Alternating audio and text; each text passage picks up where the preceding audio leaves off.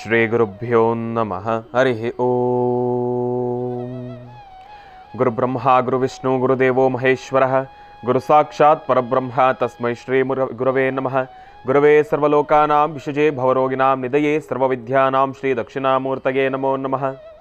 ಜ್ಞಾನಾನಂದಮಯಂ ದೇವಂ ನಿರ್ಮಲಂ ಸ್ಫಟಿಕಾಕೃತಿಂ ಆಧಾರಂ ಸರ್ವವಿದ್ಯಾನಾಂ ಹಯಗ್ರೀಮುಪಾಸ್ಮಹೆ.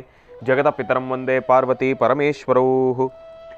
ಪ್ರತಿನಿತ್ಯದ ಕಾರ್ಯಕ್ರಮದಂತೆ ಮೊದಲನೇದಾಗಿ ನನ್ನ ಅಜ್ಜಿ ತಾತರವರನ್ನ ಸಂಪೂರ್ಣವಾಗಿ ಶ್ರದ್ಧಾಭಕ್ತಿಯಿಂದ ಪ್ರಾರ್ಥನೆಯನ್ನು ಮಾಡ್ತಾ, ನನ್ನ ಗುರುಸ್ಥಾನದಲ್ಲಿರ್ತಕ್ಕಂಥ ನನ್ನ ತಂದೆಯವರಾಗಿರ್ತಕ್ಕಂಥ ಆನಂದ್ ಗುರುಜಿಯವರ ಪಾದರವಿಂದಗಳಿಗೆ ನಮನವನ್ನು ಮಾಡ್ತಾ, ಮತ್ತು ನನ್ನ ಮಾತೃಶ್ರೀಯವರನ್ನು ಕೂಡ ಸಂಪೂರ್ಣವಾಗಿ ಶ್ರದ್ಧಾಭಕ್ತಿಯಿಂದ ಪ್ರಾರ್ಥನೆಯನ್ನು ಮಾಡ್ತಾ, ಬಹಳ ವಿಶೇಷವಾಗಿ ಮಾರ್ಗಶಿರ ಮಾಸದ ಬುಧವಾರದ ವಿಶೇಷ ನೇರ ಪ್ರಸಾರ ಮಹರ್ಷಿವಾಣಿ ಕಾರ್ಯಕ್ರಮವನ್ನು ಬಹಳ ಪ್ರೀತಿಯಿಂದ ಪ್ರಾರಂಭವನ್ನು ಮಾಡೋಣ. ತಮ್ಮೆಲ್ಲರಿಗೂ ಕೂಡ ಆಧಾರದ ಸ್ವಾಗತ, ಸುಸ್ವಾಗತ. ಸ್ಪೆಷಲ್ ಪಾರ್ಟ್ನರ್ಸ್ ಸೈಕಲ್ ಪ್ಯೂರ್ ಅಗರಬತ್ತಿ. ಪ್ರತಿನಿತ್ಯ ನಿಮ್ಮೆಲ್ಲರ ವಾಸ್ತುಗೃಹದ ಪೂಜಾಗೃಹದಲ್ಲಿ ಬೆಳಗಲಿ ಸೈಕಲ್ ಪ್ಯೂರ್ ಅಗರಬತ್ತಿ. ಇನ್ನು ಸಾಯಿ ಶುಭ್ ಟೂರ್ಸ್, ಆಧ್ಯಾತ್ಮಿಕ ದೇವಾಲಯಗಳಾದ ಪುರಾಣ ಪ್ರಸಿದ್ಧಿ ಕ್ಷೇತ್ರಗಳಾದ ಪುರಿ ಜಗನ್ನಾಥ್, ಕಾಶಿ, ಗಯಾ, ವಾರಣಾಸಿ ಇಂತಹ ಪುಣ್ಯಕ್ಷೇತ್ರಗಳಿಗೆ ವಿಶೇಷವಾಗಿರ್ತಕ್ಕಂಥ ದರ್ಶನ ಹಾಗೂ ವಿಶೇಷವಾಗಿರ್ತಕ್ಕಂಥ ಪ್ಯಾಕೇಜ್ಗಳಿಗಾಗಿ ಸಂಪರ್ಕಿಸಿ. ಸಾಯಿ ಶುಭ್ ಟೂರ್ಸ್ ಇವರ ಶಾಖೆಗಳು ಮಲ್ಲೇಶ್ವರಂ ಮತ್ತು ಯಲಹಂಕ. ಇನ್ನು ಶ್ರೀ ಧರ್ಮಸ್ಥಳ ಸಿರಿ ಗ್ರಾಮೋದ್ಯೋಗ ಸಂಸ್ಥೆಯ ಉತ್ಪನ್ನಗಳು. ಇನ್ನು ಬಹಳ ವಿಶೇಷವಾಗಿ ಅಮೃತ ಬಿಂದು, ಹೊಟ್ಟೆ ಉರಿ, ಅಸಿಡಿಟಿ, ಗ್ಯಾಸ್ಟ್ರಿಕ್ಕು, ಅಲ್ಸರು, ಹೊಟ್ಟೆಗೆ ಸಂಬಂಧಪಟ್ಟಿರ್ತಕ್ಕಂಥ ಏನೊಂದು ಸಮಸ್ಯೆ ಆದ್ರೂ ಕೂಡ ರಾಮಬಾಣದಂತೆ ಕೆಲಸ ಮಾಡುತ್ತೆ ಅಮೃತ ಬಿಂದು. ಅದರಲ್ಲೂ ಈಗ ಮಾತ್ರೆಯ ರೂಪದಲ್ಲೂ ಕೂಡ ಲಭ್ಯವಿದೆ. ನಿಮ್ಮ ಹತ್ತಿರ ಇರುವ ಎಲ್ಲ ಮೆಡಿಕಲ್ ಸ್ಟೋರಲ್ಲೂ ಕೂಡ ANJ ಹೆಲ್ತ್ ಕೇರ್ಗೆ ಸಂಬಂಧಪಟ್ಟಿರ್ತಕ್ಕಂಥ ಎಲ್ಲ ಆಯುರ್ವೇದಿಕ್ ಔಷಧಿಗಳು ಕೂಡ ಲಭ್ಯವಿದೆ. ಹಾಗಾಗಿ ತಪ್ಪದೇ ಸ್ವೀಕರಿಸಿ ಎಂಬತಕ್ಕಂಥ ಮಾತನ್ನು ತಿಳಿಸ್ತಾ, ಇನ್ನು ಇವತ್ತಿನ ದಿವಸ ಬಹಳ ಅದ್ಭುತವಾಗಿರತಕ್ಕಂಥ ದಿನ, ಬಹಳ ಶ್ರೇಷ್ಠತೆಯನ್ನು ಹೊಂದಿಕೊಂಡಿರ್ತಕ್ಕಂಥ ದಿನ ಅಂತಲೇ ಹೇಳ್ಬೋದು. ನಿನ್ನೆಗೆ ಕಾರ್ತಿಕ ಮಾಸ ಸಂಪನ್ನವಾಯಿತು. ಕಾರ್ತಿಕ ಮಾಸ ಎಷ್ಟು ಸಂಭ್ರಮವಾಗಿತ್ತು ಅಂತಂದರೆ, ಪ್ರತಿದಿನ ಸಂಜಾಕಾಲ ದೀಪವನ್ನು ಹಚ್ಚತಕ್ಕಂಥದ್ದಾಗಲಿ, ಹರಿಹರರನ್ನು ಪ್ರಾರ್ಥನೆಯನ್ನು ಮಾಡತಕ್ಕಂಥದ್ದಾಗಲಿ, ಹರಿಹರ ಪುತ್ರ ಅಯ್ಯಪ್ಪ ಸ್ವಾಮಿಯನ್ನು ಪ್ರಾರ್ಥನೆಯನ್ನು ಮಾಡತಕ್ಕಂಥದ್ದಾಗಲಿ, ಇದೆಲ್ಲವೂ ಕೂಡ ಅತ್ಯದ್ಭುತವಾಗಿ ನೆರವೇರ್ಕೊಂಡು ಬಂತು. ಕಾರ್ತಿಕ ಮಾಸದಲ್ಲಿ ನೆರವೇರಲಿರುವ ಮಂಡಲಾನುಷ್ಠಾನ ಪೂಜಾನುಷ್ಠಾನದ ಕಾರ್ಯಕ್ರಮಕ್ಕೆ ಶಬರಿಮಲೆ ಹತ್ರ ಸಾಗರೋಪಾದಿಯಲ್ಲಿ ಸಾಕಷ್ಟು ಜನ ಭಕ್ತಾದಿಗಳು ಅಲ್ಲಿ ಬಂದು ಎಲ್ಲರೂ ಕೂಡ ದರ್ಶನಕ್ಕೆ ಬಂದಿದ್ರು. ಆದರೆ ನನ್ನ ಪ್ರಯಾಣ ಸಾಕಷ್ಟು ಜನ ಕೇಳ್ತಾ ಇದ್ರು, ನೀವು ಯಾವಾಗ ಗುರುಗಳೇ, ನೀವು ಯಾವಾಗ ಹೋಗೋದು ಶಬರಿಮಲೆಗೆ ಅಂತ. ನಾನು ಜನವರಿ 1 ಹೋಗ್ತಾ ಇರೋ ಕಾರಣದಿಂದ ಅಷ್ಟಾಗಿ ಜನ ಇರಲ್ವೇನೋ ಎಂಬತಕ್ಕಂಥ ಒಂದು ಭಾವನೆ ನನಗೇನೋ ಭಾಸವಾಗ್ತಾ ಇದೆ. ಆದರೆ ಎಲ್ಲೆಲ್ಲೂ ಕೂಡ ಆ ಜನರನ್ನು ನೋಡ್ತಾ ಇದ್ರೆ, ಆ ಒಂದು ಕ್ಯೂನಲ್ಲಿ ನಿಂತಿರ್ತಕ್ಕಂಥ ಜನಗಳ ಫೋಟೋದನ್ನು ನೋಡ್ತಾ ಇದ್ರೆ ನನಗೇ ಒಂದು ನಿಮಿಷ ಆತಂಕ ಸೃಷ್ಟಿ ಆಗ್ತಾ ಇದೆ. ಹೇಗಪ್ಪ ದರ್ಶನ, ಹೇಗೆ, ಏನು, ಎತ್ತ? ಸಾಕಷ್ಟು ಜನ ಅಂದ್ಕೊಳ್ತಾರೆ, ಇವ್ರೇನು ಬಿಡಪ್ಪ ಗುರುಜಿಯವ್ರ ಮಗ ಅಲ್ವಾ, ಇನ್ಫ್ಲೂಯೆನ್ಸ್ ಮೇಲೆ ಹೋಗ್ಬಿಡ್ತಾರೆ ಅಂಥೇಳಿ. ಶಬರಿಮಲೆಯಲ್ಲಿ ಏನೇ ಇನ್ಫ್ಲೂಯೆನ್ಸ್ ಇದ್ರೂ ಕೂಡ ಜನಗಳ ಮಧ್ಯೆ ಹೋಗಬೇಕಾದ್ದೇ, ಅಲ್ಲಿ ಭಗವಂತನ ದರ್ಶನ ನಾವು ಯಥಾಸ್ಥಿತಿ ಅದೇ ರೀತಿ ಪಡ್ಕೊಳ್ಬೇಕಾದ್ದೆ. ಇರುಮುಡಿಯನ್ನು ಹೊತ್ತಿದ್ದೇವೆ ಅಂತಂದರೆ ಎಲ್ಲರ ಜೊತೆ ನಾವು 18 ಮೆಟ್ಲನ್ನು ಹತ್ತಲೇಬೇಕು. ನಮಗೋಸ್ಕರ ಸಪ್ರೇಟಾಗಿ ಇನ್ಫ್ಲೂಯೆನ್ಸ್ ಇದೆ ಅಂತ ಹೇಳಿ ಬಂಗಾರದ ಮೆಟ್ಲು ಇನ್ನೊಂದು ಸಪ್ರೇಟ್ ಹತ್ತಿಸ್ತಾರ? ಇಲ್ಲ. ಹಾಗಾಗಿ ಎಲ್ಲ ಒಟ್ಟಿಗೆ ಹೋಗಬೇಕಲ್ವ. ಹಾಗಾಗಿ ಅಷ್ಟು ಜನ ಇದ್ದಾರೆ, ಹೇಗಪ್ಪ ಎಂಬತಕ್ಕಂಥ ಒಂದು ಭಯ ನನ್ನಲ್ಲೂ ಕೂಡ ಕಾಡ್ತಾ ಇದೆ. ಆದರೆ ಒಂದು ವಿಚಾರ ಏನಪ್ಪ ಅಂತಂದರೆ, ಅಯ್ಯಪ್ಪ ಸ್ವಾಮಿಯ ಮಾಲಾಧಾರಿಗಳು, ಭಕ್ತಾದಿಗಳು ಯಾರೆಲ್ಲ ಶಬರಿಮಲೆ ಹತ್ತ ಪ್ರಯಾಣವನ್ನು ಬೆಳೆಸಿದ್ದೀರೋ ಅಲ್ಲಿನ ಪರಿಸ್ಥಿತಿ ಹೇಗಿದೆ, ಅಲ್ಲಿನ ವ್ಯವಸ್ಥೆಗಳು ಹೇಗೆ ನೆರವೇರ್ತಾ ಇದೆ, ಯಾವ ರೀತಿ ಇದೆ, ಜನರು ಹೇಗಿದ್ದಾರೆ ಅನ್ನೋದ್ರ ಬಗ್ಗೆ ಸಂಪೂರ್ಣ ಮಾಹಿತಿಯನ್ನು ತೆಗೆದುಕೊಂಡು ಹೋಗ್ತಕ್ಕಂಥದ್ದು ಬಹಳ ಉತ್ತಮ.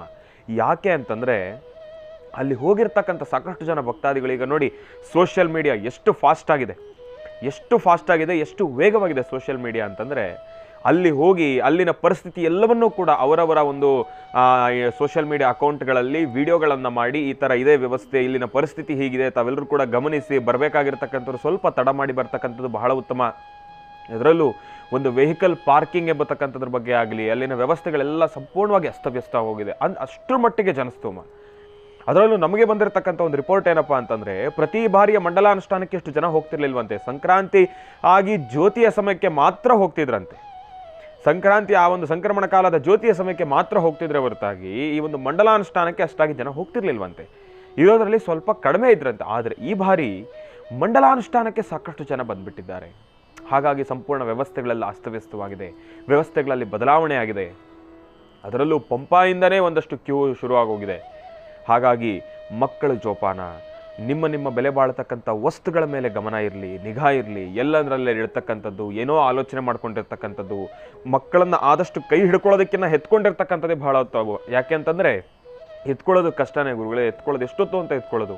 ಹಂಗಂತ ಹೇಳಿ ನಾವು ಮಕ್ಕಳನ್ನೇನಾದರೂ ಕೆಳಗೆ ಬಿಟ್ಟರೆ, ಯಾಕೆ ಅಂತಂದರೆ ಮಕ್ಕಳು ಎಲ್ಲಿವರೆಗೂ ಬರ್ತಾರೆ? ನಮ್ಮ ಸೊಂಟದವರೆಗೂ ಬರ್ತಾರ ಮ್ಯಾಕ್ಸಿಮಮ್. ಒಂದು ಈ ವಯಸ್ಸಿನ ಎತ್ತರ ತನಕ ಬರ್ತಕ್ಕಂಥ ಮಕ್ಕಳಾದ್ರೂ ಕೂಡ ನಮಗೆ ಬಹಳ ಕಷ್ಟ ಇದೆ ಮೇಂಟೈನ್ ಮಾಡಲಿಕ್ಕೆ. ಅಲ್ಲಿನ ವ್ಯವಸ್ಥೆ, ಅಲ್ಲಿ ಹೋಗಿರ್ತಕ್ಕಂಥವ್ರು ಪ್ರವಾಸಿಗರು ಆ ರೀತಿ ಹೇಳ್ತಾ ಇದ್ದಾರೆ. ಹಾಗಾಗಿ ಸ್ವಲ್ಪ ಜೋಪಾನ, ಎಚ್ಚರ ವಹಿಸಿ. ಹಾಗಾಗಿ ನನಗೆ ಮೊದಲೇ ಇರೋ ಎರಡು ಕೈ ಊನ. ನೋಡೋಣ ಇನ್ನು ಯಾವ್ಯಾವ ರೀತಿ. ಯಾಕೆಂದರೆ ಡಾಕ್ಟ್ರು ಹೇಳಿದ್ದಾರೆ ಬಹಳ ಜೋಪಾನವಾಗಿರಬೇಕು ಗುರುಗಳೇ, ಜಾಸ್ತಿ ನುಗ್ಲು ಇರೋಂಥ ಜಾಗಕ್ಕೆ ಹೋಗಬೇಡಿ, ಅಪ್ಪಿ ಕೈ ಏನಾದರೂ ಏಟ್ ಮಾಡ್ಕೊಂಬಿಟ್ರೆ ಮತ್ತೆ ಬಹಳ ಕಷ್ಟ ಅಂತ ಹೇಳಿ.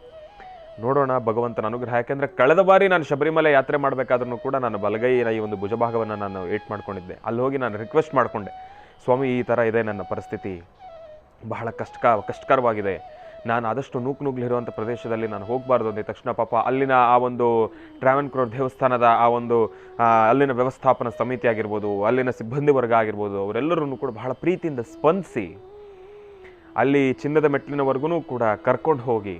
ಆದರೆ ಒಂದು ವಿಚಾರವಂತನಾದರೂ ಹೇಳ್ತೀನಿ, ಯಾರಿಗೆಲ್ಲ ಸಮಸ್ಯೆ ಇದೆ ನಿಮ್ಮ ಜೊತೆ ಒಬ್ಬರು ಇಬ್ಬರನ್ನ ಕರ್ಕೊಂಡು ಹೋಗ್ತಕ್ಕಂಥದ್ದು ಬಹಳ ಉತ್ತಮ.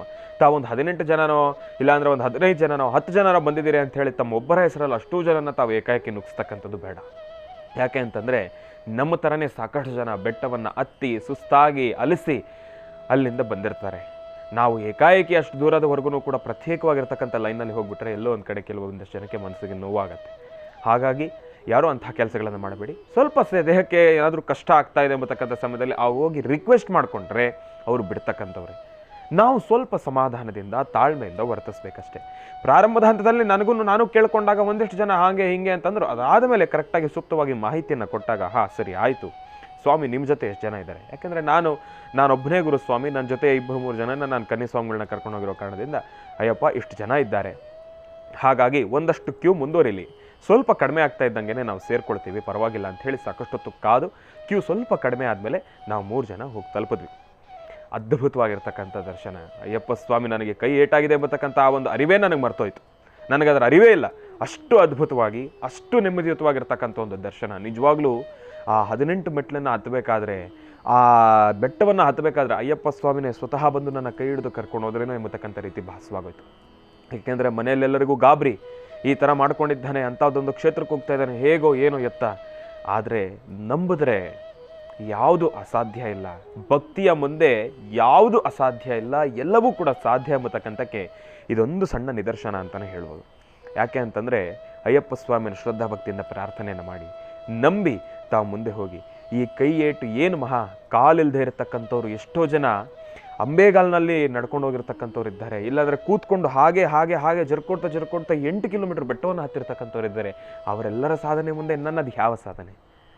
ಅವರೆಲ್ಲರೂ ಕೂಡ ನೋಡಿದಾಗ ನನಗೆ ಒಂದು ರೀತಿ ಬೇಸರವಾಗೋಯ್ತು. ಇವರು ಯಾವುದೋ ಸಣ್ಣ ಗಾಯಕ್ಕೆ ನಾನು ಇಷ್ಟು ನೋವು ಅನುಭವಿಸ್ತಾ ಇದ್ದೀನಿ.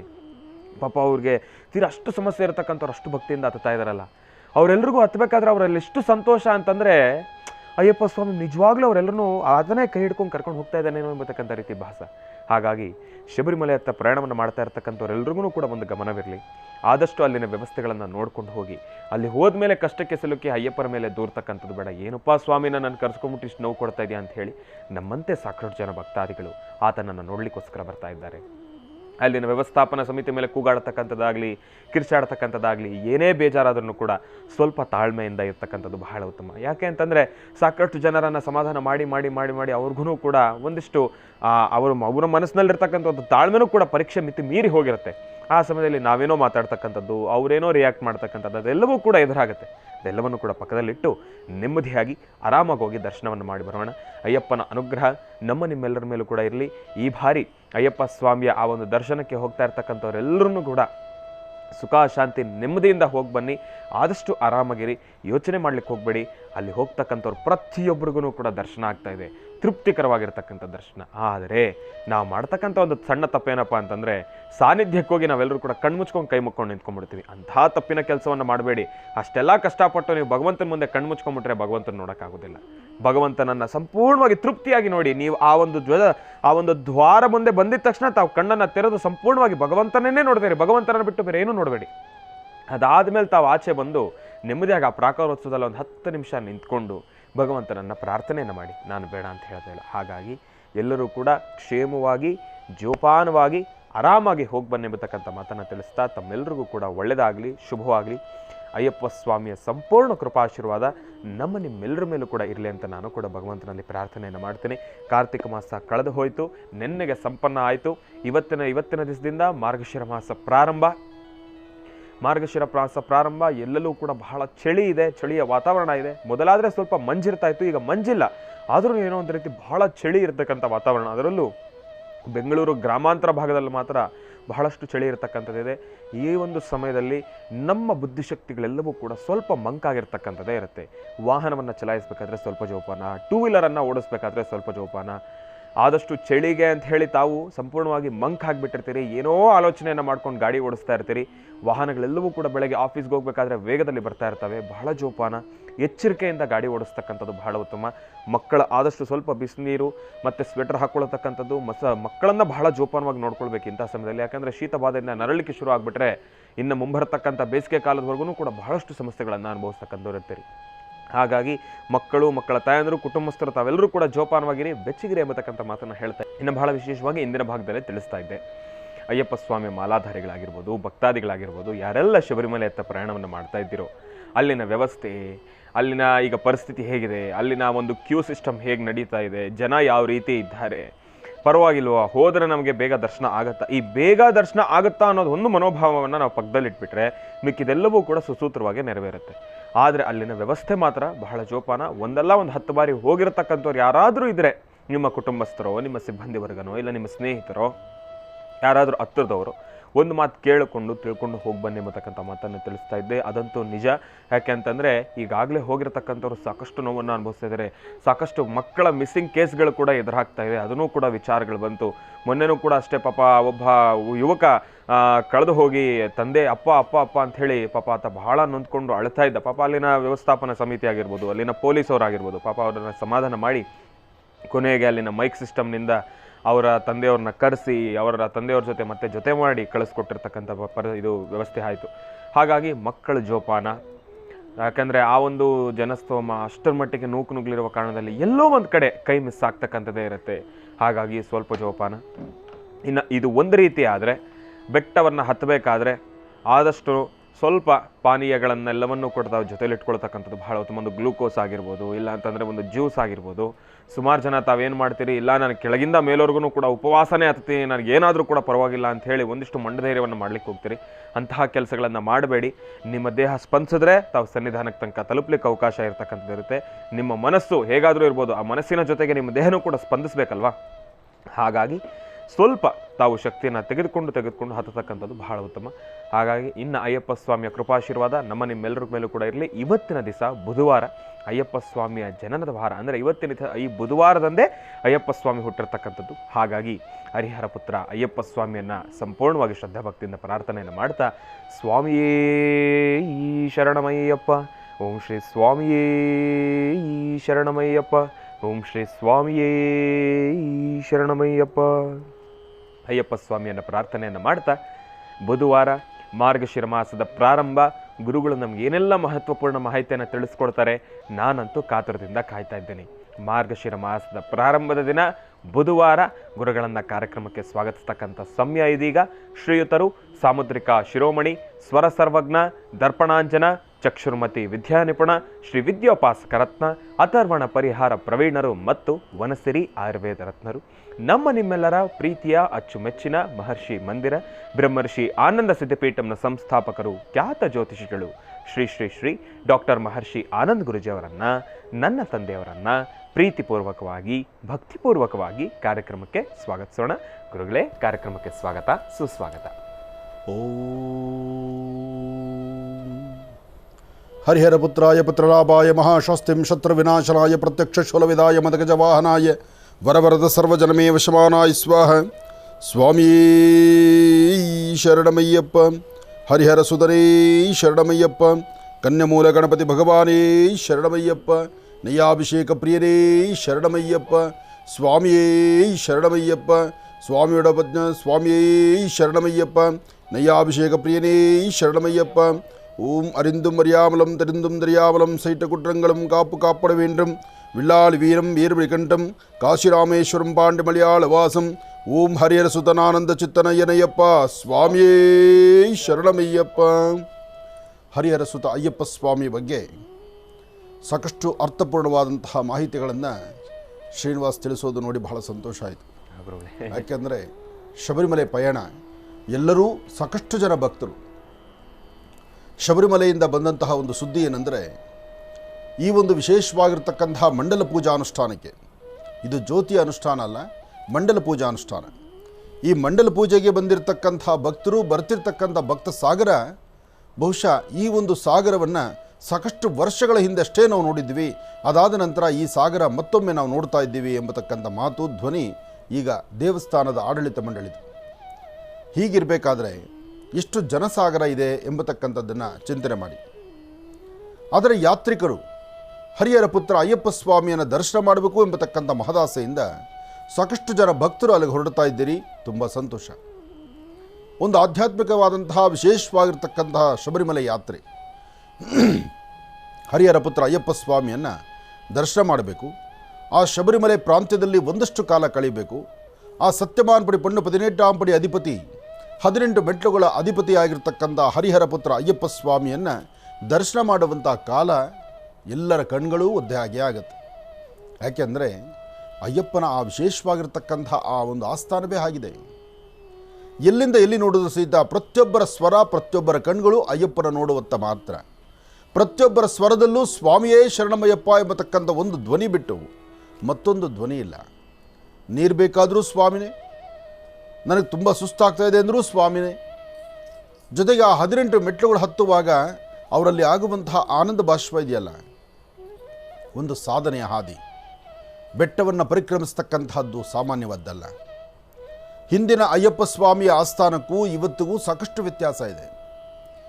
ಪ್ರಾರಂಭ ದಿನಗಳಲ್ಲಿ ಶಬರಿಮಲೆ ಸ್ವಾಮಿ ಅಯ್ಯಪ್ಪನ ಆಸ್ಥಾನ ಇದ್ದಂಥ ರೀತಿಗೂ ಇವತ್ತಿಗೂ ಸಾಕಷ್ಟು ವ್ಯತ್ಯಾಸ ಇದೆ.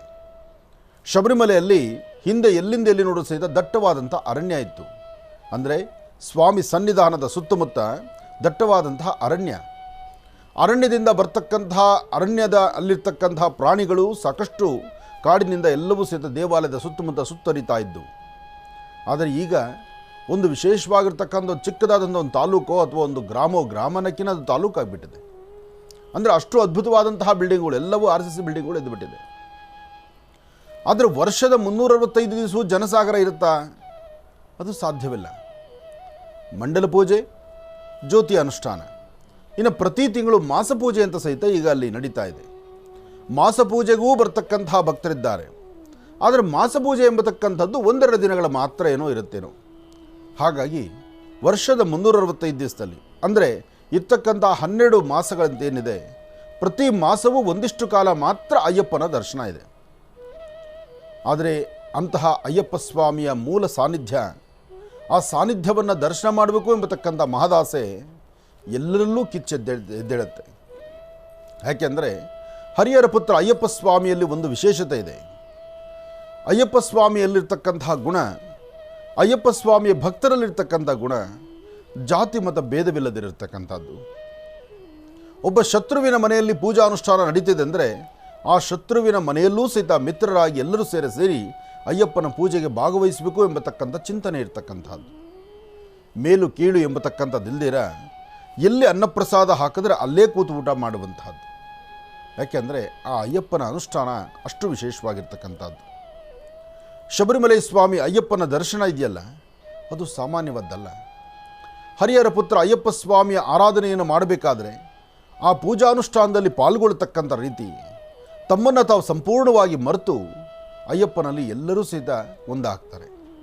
ಹಾಗೆ ಹರಿಹರ ಪುತ್ರ ಅಯ್ಯಪ್ಪ ಸ್ವಾಮಿಯ ಆರಾಧನಾ ಮಹೋತ್ಸವವನ್ನು ಎಷ್ಟು ಶ್ರದ್ಧೆಯಿಂದ ಭಕ್ತಿಯಿಂದ ನಡೆಸ್ತಾರೋ ಅಷ್ಟು ವೇಗವಾಗಿ ಅವರ ಮನೋಕಾಮನೆಗಳನ್ನು ಸಿದ್ಧಿಪಡಿಸ್ಕೊಳ್ತಾರೆ.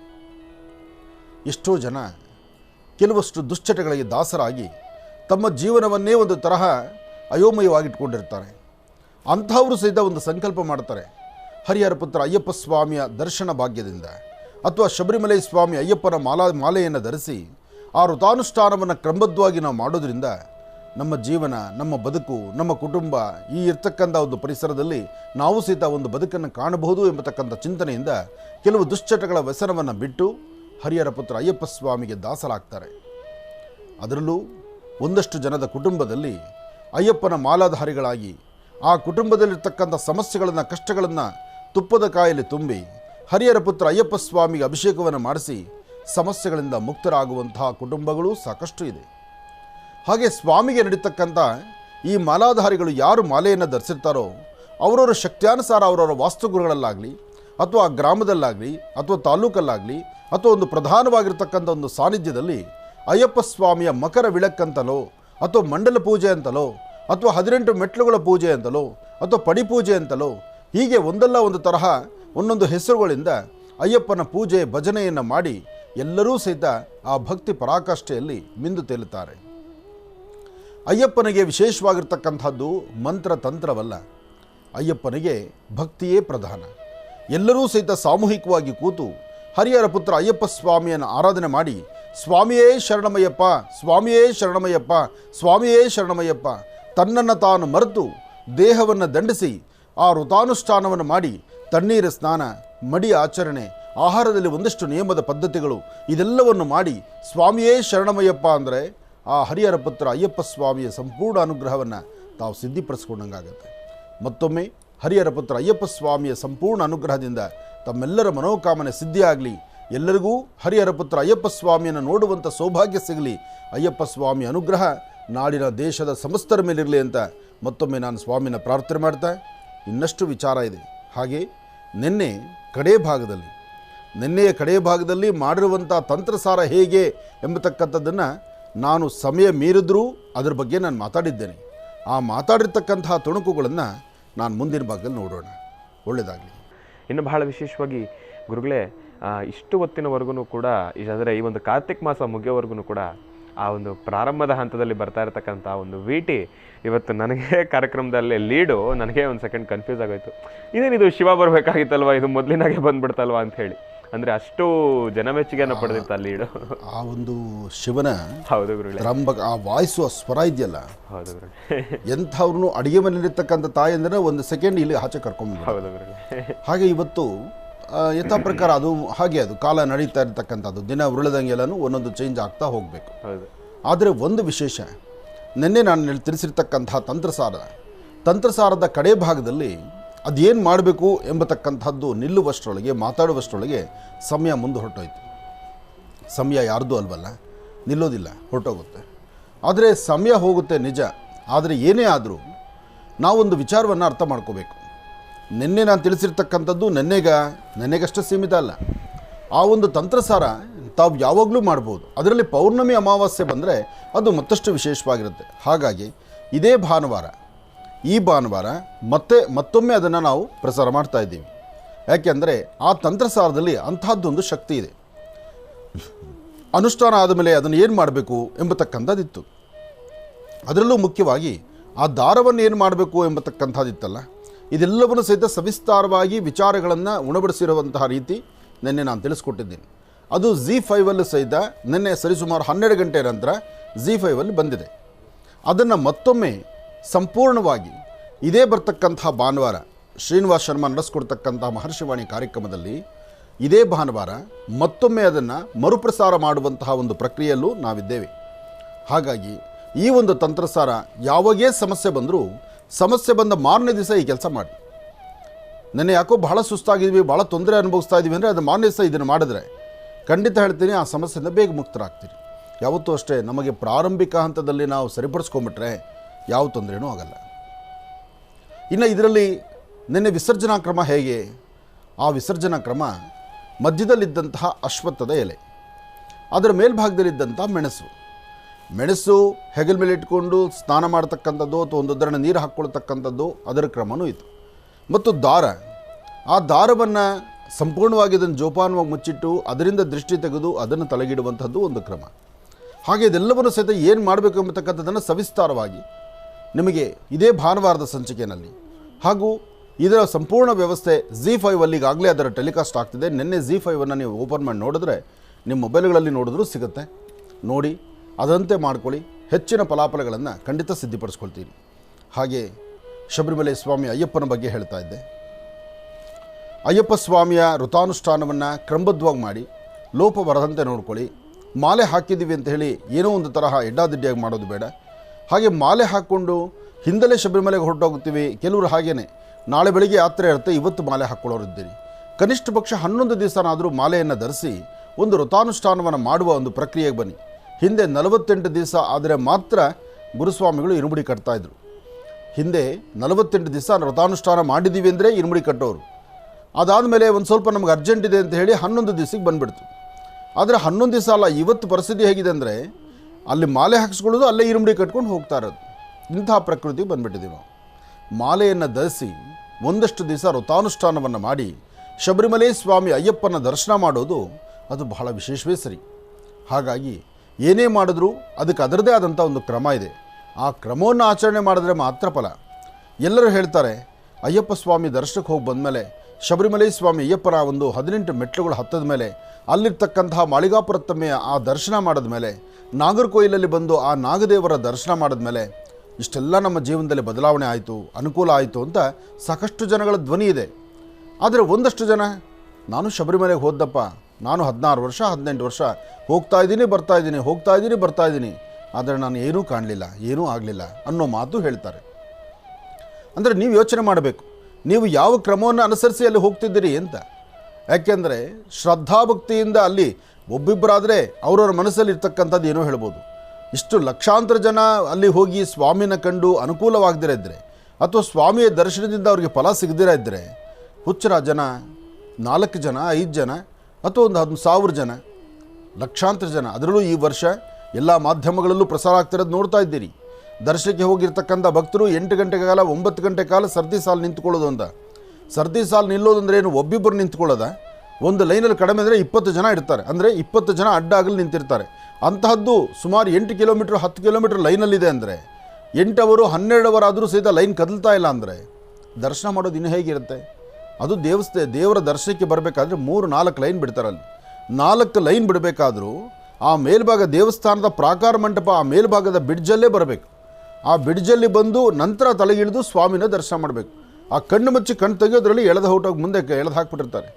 ಅದಕ್ಕೆ ದೇವ್ರ ಮುಂದೆ ಬಂದಾಗ ಕಣ್ಣು ಮುಚ್ಕೊಂಡು ನಿಂತ್ಕೊಳ್ಬೇಡಿ. ದೇವ್ರ ಹತ್ತಿರ ಬಂದಾಗ ಕಣ್ಣು ಮುಚ್ಕೊಂಡು ಧ್ಯಾನಕ್ಕೆ ಹೋಗಬೇಡಿ. ದೇವ್ರನ್ನ ಕಣ್ಣು ತುಂಬಿಸ್ಕೊಳ್ಳಿ. ತದನಂತರ ಎಲ್ಲಾದರೂ ಒಂಚೂರು ಸ್ಥಳ ಸಿಕ್ಕರೆ ಅಲ್ಲಿ ಕೂತ್ಕೊಂಡು ಎಷ್ಟೊತ್ತು ಬೇಕೋ ಅಲ್ಲಿ ಧ್ಯಾನ ಮಾಡಿ.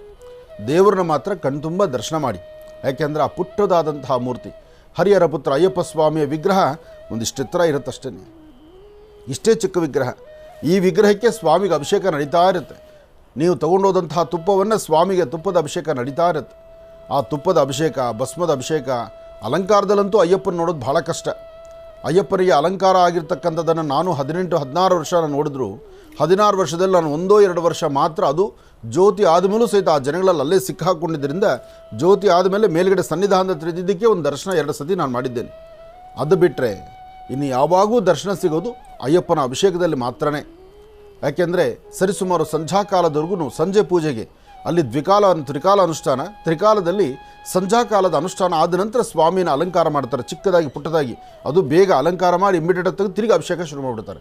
ಅಂದರೆ ಅಲ್ಲಿ ಪ್ರಧಾನವಾಗಿರೋದು ಬರುವಂಥ ಪ್ರತಿಯೊಬ್ಬ ಭಕ್ತರು ತರುವಂತಹ ಇರುಮುಡಿಯಲ್ಲಿ ತುಂಬಿರ್ತಕ್ಕಂಥ ಅಯ್ಯಪ್ಪನಿಗೆ ಬೇಕಾಗಿರ್ತಕ್ಕಂಥ ತುಪ್ಪದ ಕಾಯಿ ಇದೆಯಲ್ಲ, ಆ ತುಪ್ಪದ ಕಾಯೇ ಸ್ವಾಮಿಗೆ ಅಭಿಷೇಕ ಆಗೋದು. ಅಲ್ಲಿ ತುಪ್ಪದ ಅಭಿಷೇಕನೇ ಪ್ರಸಿದ್ಧಿ. ಹಾಗಾಗಿ ಇಡೀ ಶಬರಿಮಲೆ ಸನ್ನಿಧಾನ ಅಲ್ಲಿ ಹೋದರೆ ಆ ತುಪ್ಪದ ವಾಸನೆ ಇದೆಯಲ್ಲ, ಆ ಸುಮಧುರವಾದಂತಹ ವಾಸನೆ ನೋಡಿ. ಗೋವುಗಳಿಗೆ ನಿಂತು ಅದಕ್ಕೋಸ್ಕರ ಹೇಳೋದು, ಆ ಗೋವಿಗೆ ಅಂತಹ ಶಕ್ತಿ ಇದೆ. ಇರಲಿ, ಗೋವು ಅಂದ ತಕ್ಷಣ ಒಂದು ತುಂಬ ಸಂಕಟ ಆಗ್ತಾಯಿದೆ ನನಗೆ, ಆ ಮಾತು ಹೇಳಲೇಬೇಕು. ಆದರೆ ಸಮಯದ ಅಭಾವ ಇದೆ. ಇಲ್ಲ ಅಂದಿದ್ದರೆ ನಾನು ಈ ವಿಚಾರನ ತಗೊಳ್ತಾ ಇದ್ದೆ. ಯಾಕೆಂದರೆ ಅಂತಹ ಗೋವಿಗೆ ಅಂತಹ ಒಂದು ದುಷ್ಕೃತ್ಯವನ್ನು ಮಾಡ್ತಾರಲ್ಲ, ಅಬ್ಬಬ್ಬ, ಅದು ಒಂದು ಹೆಣ್ಣಾಗಿ, ಹೆಣ್ಣು ಕುಲಕ್ಕೆ ನಾಲಾಯಕ್. ಅದು ಹೆಣ್ಣು ಅಂತ ಹೇಳೋದಕ್ಕೆ ಆಗೋದಿಲ್ಲ. ಅದು ರಾಕ್ಷಸರಿಗಿನ್ನ ಕೀಳು ರಾಕ್ಷಸ ಅಂತ ಹೇಳೋದು ತಪ್ಪಲ್ಲ. ಅದು ಇರಲಿ. ಆದರೆ ಒಂದಂತೂ ಸತ್ಯ, ಅಯ್ಯಪ್ಪನ ಪ್ರಾರ್ಥನೆ ಮಾಡಿ ಹರಿಹರ ಪುತ್ರ ಅಯ್ಯಪ್ಪ ಸ್ವಾಮಿ ಅನುಗ್ರಹದಿಂದ ಸಾಕಷ್ಟು ಒಳ್ಳೆಯ ಫಲಗಳು ನಿಮಗೆ ಸಿಗಲಿ ಅಂತ ನಾನು ದೇವ್ರನ್ನ ಪ್ರಾರ್ಥನೆ ಮಾಡಿದೆ. ಸ್ವಾಮೀ ಶರಣಮಯ್ಯಪ್ಪ, ಸ್ವಾಮೀ ಶರಣಮಯ್ಯಪ್ಪ, ಸ್ವಾಮೀ ಶರಣಮಯ್ಯಪ್ಪ. ಇನ್ನು ಇಷ್ಟು ಹೊತ್ತಿನವರೆಗೂ ಕೂಡ ಸಾಕಷ್ಟು ಮಹತ್ವಪೂರ್ಣ ಮಾಹಿತಿಗಳನ್ನು ತಿಳಿಸ್ಕೊಡ್ತಾನೆ ಬಂದಿದ್ದರು ಗುರುಗಳವರು. ಇನ್ನು ಇಂದಿನ ಭಾಗದ ಕಡೆದಾಗಿ ಗೋವಿನ ಬಗ್ಗೆ ಒಂದಿಷ್ಟು ಮಾಹಿತಿಗಳನ್ನು ತಿಳಿಸ್ಲಿಕ್ಕೆ ಅಂತ ಬಂದಿದ್ದರು, ಒಂದು ವಿಚಾರವನ್ನು ಹಂಚ್ಕೊಳ್ಳಿಕ್ಕೆ ಅಂತ ಬಂದಿದ್ದರು. ಅದನ್ನು ತಿಳ್ಕೊಳ್ಬೇಕು. ಅದರ ಬಗ್ಗೆ ಸಾಕಷ್ಟು ಮಾಹಿತಿ ಇದೆ. ನಿಜವಾಗ್ಲೂ ಇವತ್ತಿನ ದಿವಸ ಆ ಒಂದು ಕೃತ್ಯದ ಕೆಲಸವನ್ನು ಮಾಡಿದ್ದಾರೆ, ಅದು ನಿಜಕ್ಕೂ ಮನನೊಂತಕ್ಕಂಥ ಒಂದು ವಿಚಾರ ಅಂತಲೇ ಹೇಳ್ಬೋದು. ಸಾಕಷ್ಟು ನೋವುಂಟಾಗುತ್ತೆ ಆ ಒಂದು ವಿಚಾರವನ್ನು ತಿಳ್ಕೊಳ್ಳೋದ್ರಲ್ಲಿ. ಬರೀ ತಿಳ್ಕೊಳ್ಳೋದ್ರಲ್ಲಿ ಕೇಳಲಿಕ್ಕೆ ಅಷ್ಟು ನೋವುಂಟಾಗ್ತಾ ಇದೆ ಅಂತಂದರೆ ಅನುಭವಿಸ್ತಾ ಇರತಕ್ಕಂಥ ಆ ಒಂದು ಗೋವಿಗೆ ಇನ್ನೆಷ್ಟು ನೋವಾಗ್ತಾ ಇರಬೇಕು. ವಿಚಾರ ಸಾಕಷ್ಟು ಇದೆ.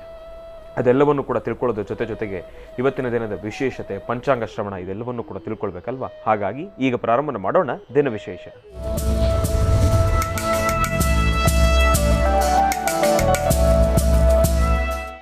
ಗುರುಗಳೇ, ಇವತ್ತಿನ ದಿನದ ವಿಶೇಷತೆ ಪಂಚಾಂಗ ಶ್ರವಣ ಗುರುಗಳೇ. ಖಂಡಿತ.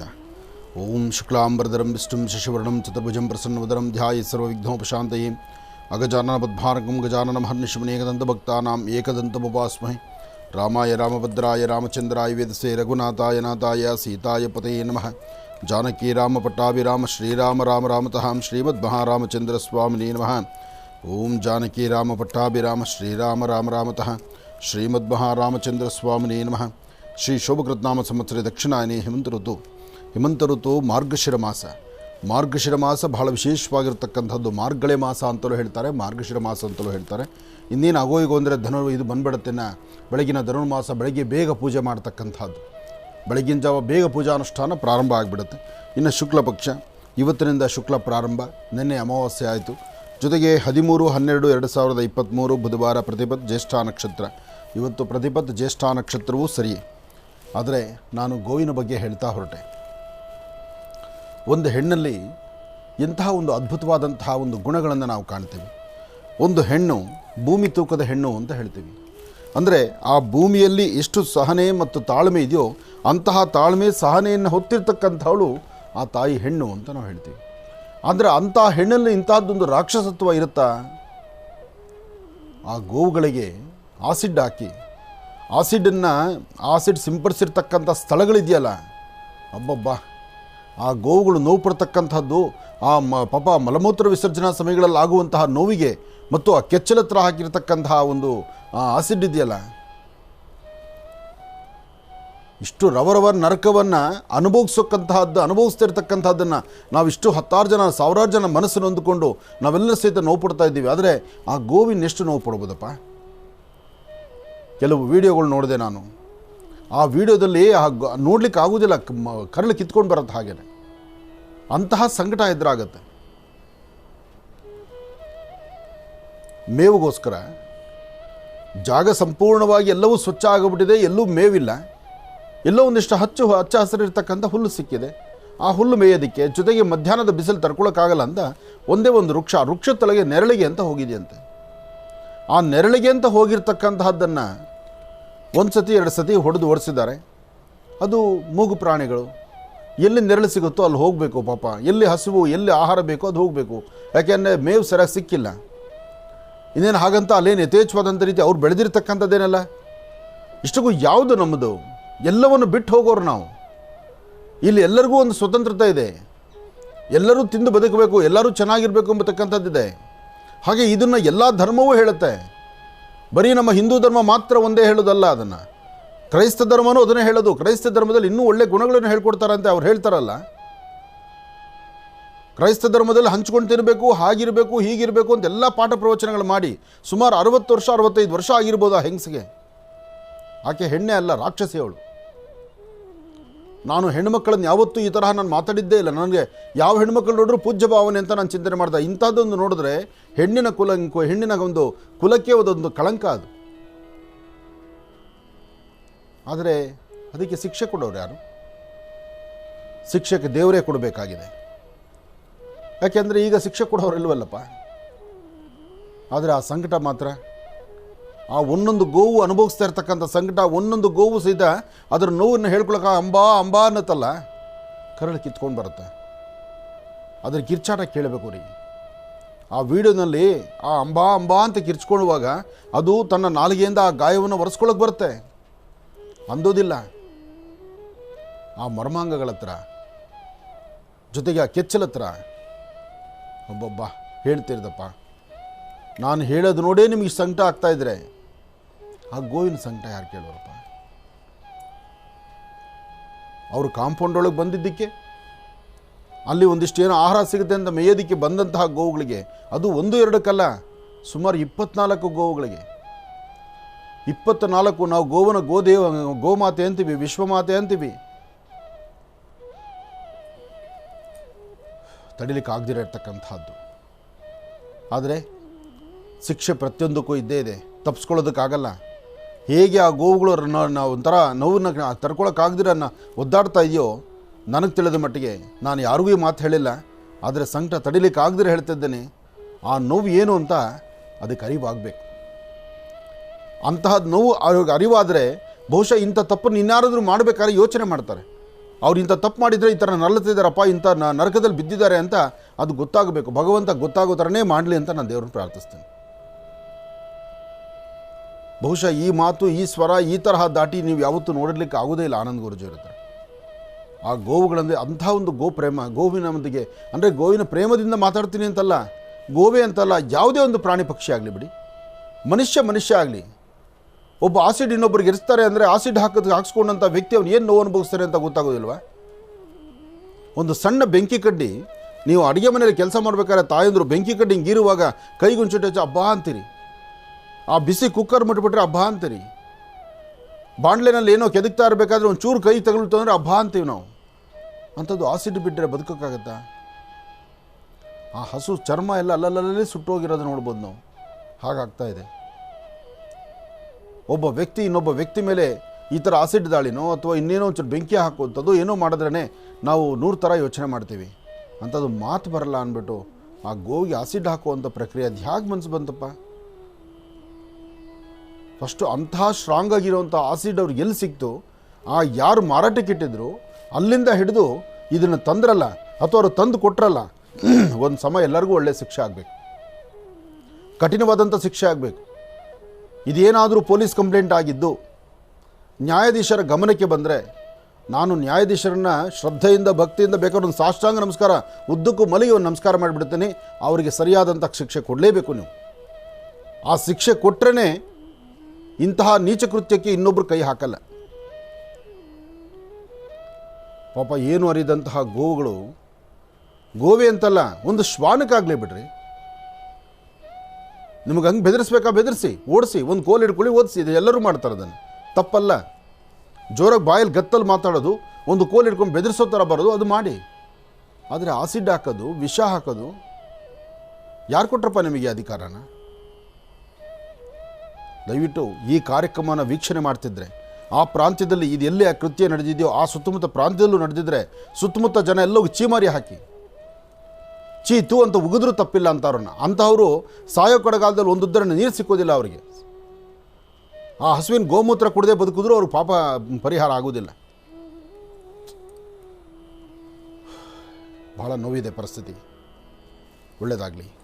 ಇಂದಿನ ಭಾಗದಲ್ಲಿ ನಿಜಕ್ಕೂ ಮನನೊಂದು ಮಾತನಾಡಿರ್ತಕ್ಕಂಥ ಪದಗಳು ಅದು. ಯಾಕೆ ಅಂತಂದರೆ ಇವತ್ತಿನ ದಿವಸ ರಾಜ್ಯವಲ್ಲದಿರ, ಇವತ್ತಿನ ದಿವಸ ಇಡೀ ದೇಶವೇ ಎಲ್ಲೋ ಒಂದು ಕಡೆ ಮನನಂತುಕೊಳ್ತಕ್ಕಂಥ ಒಂದು ವಿಚಾರ ಅಂತಲೇ ಹೇಳ್ಬೋದು. ಯಾಕೆಂದರೆ ಈ ಒಂದು ಕೃತ್ಯ ಇದು 7 ಜನ್ಮದ ಪಾಪ ಅಂತಲೇ ಹೇಳ್ಬೋದು.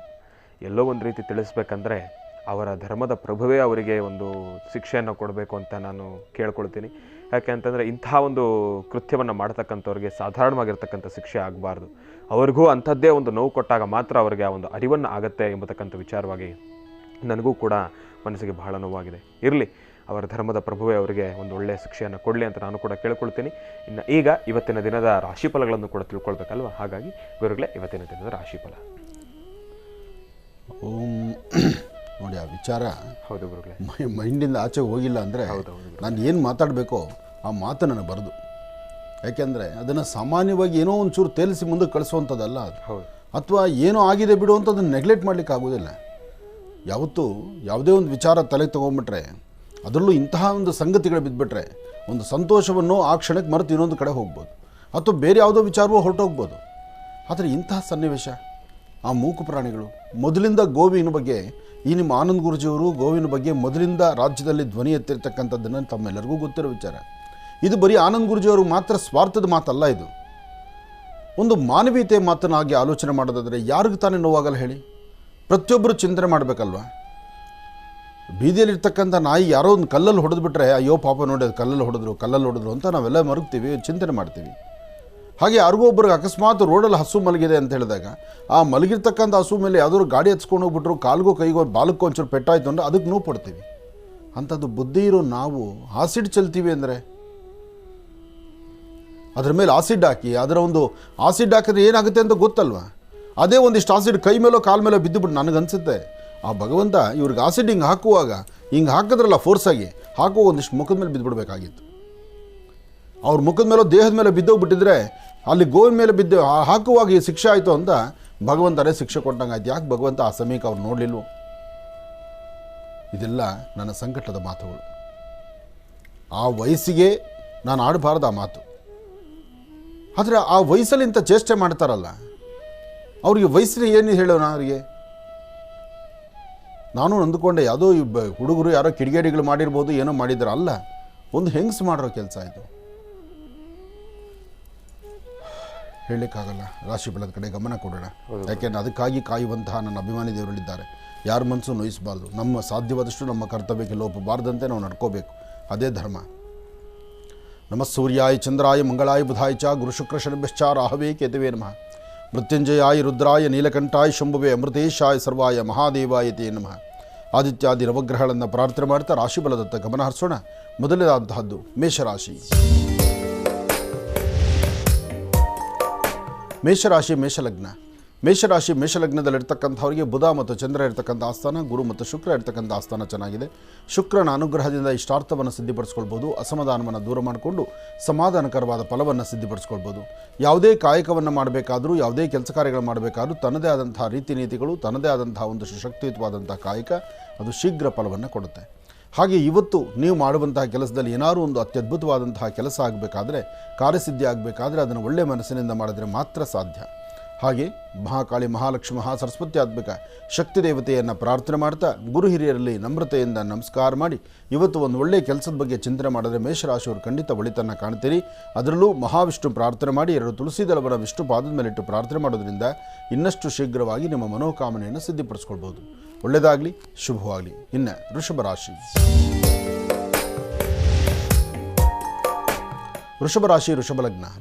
ವೃಷಭ ಲಗ್ನದಲ್ಲಿರ್ತಕ್ಕಂಥವರಿಗೆ ಚಂದ್ರ ಮತ್ತು ಗುರು ಇರ್ತಕ್ಕಂಥ ಆಸ್ಥಾನ, ಬುಧ ಮತ್ತು ಶುಕ್ರ ಇರ್ತಕ್ಕಂಥ ಆಸ್ಥಾನ ಚೆನ್ನಾಗಿದ್ದು ಶುಕ್ರನ ಅನುಗ್ರಹದಿಂದ ಇಷ್ಟಾರ್ಥವನ್ನು ಸಿದ್ಧಿಪಡಿಸ್ಕೊಳ್ತಕ್ಕಂಥ ದಿನ.